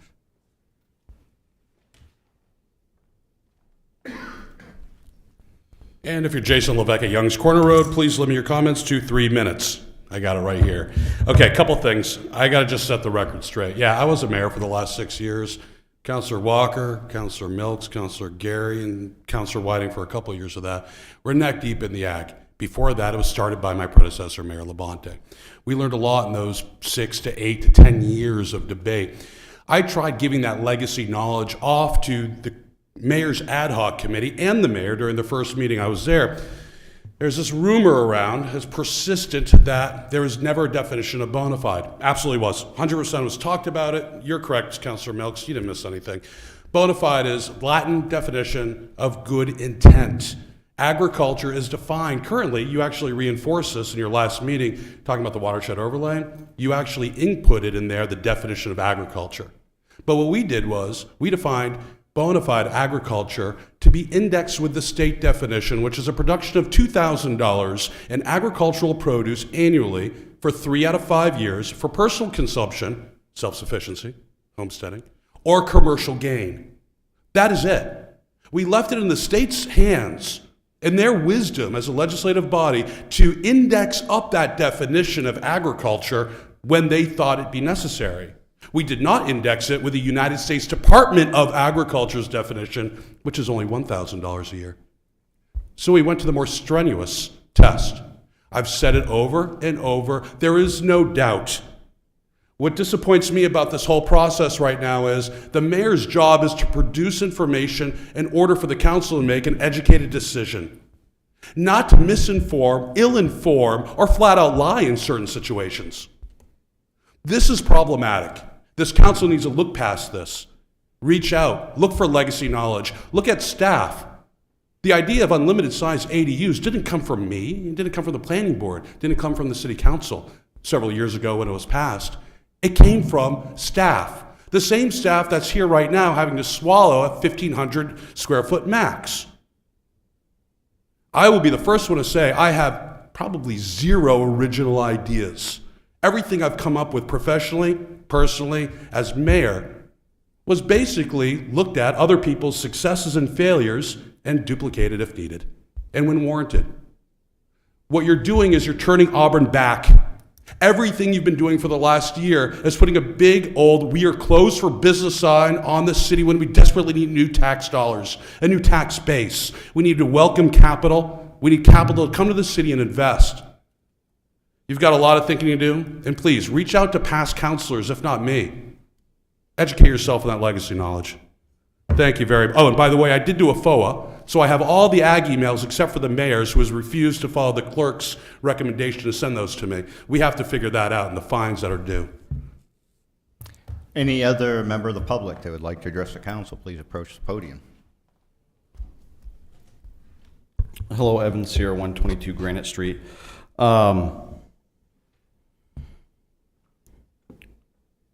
I just want to reiterate the comments that I made the last time I was here at the ending open session, and that is that it's really frustrating as a resident when you get up and you make public comment to have someone, like in this case, the mayor, for instance, say, I'm the ultimate authority on this and you're wrong. I can accept that.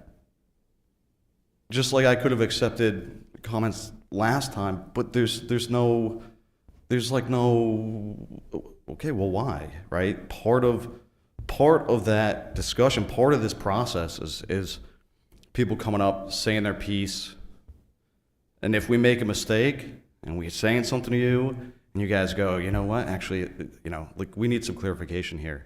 You're a little bit off. That's good. This part of your job to be able to do that, right? But you've got to actually do that. It's not helpful, particularly tonight when there was such a contentious, this is, I mean, watching from the audience, this is basically an argument, right?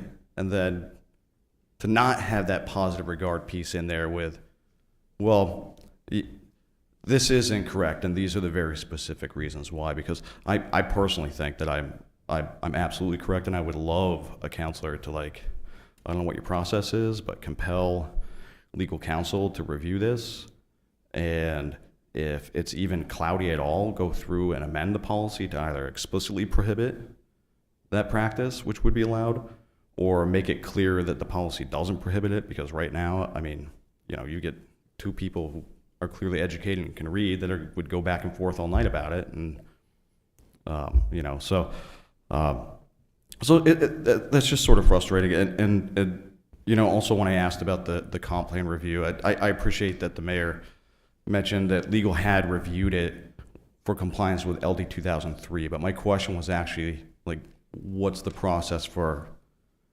reviewing for compliance with the comp plan, right? So I don't know. The way the whole meeting, I just kind of felt like maybe that wasn't on a mistake, or maybe get screen showed or smoke screen. But so it's just sort of kind of like last time. I would just I think it's important when anyone at the dais, council, planning board addresses someone in the public, or better yet, responds to one of their comments, that it's done in a constructive way, so that it moves the discussion forward or understanding forward, rather than just kind of shutting people down. So, thanks. Any other member of the public that'd like to address the council, please approach the podium and provide your name and address. Seeing none, the open session will be closed. There's no executive session tonight. Is there a motion to adjourn? So moved. Moved by Council Wisner, seconded by Council Milks. All those in favor? Opposed? The council is adjourned.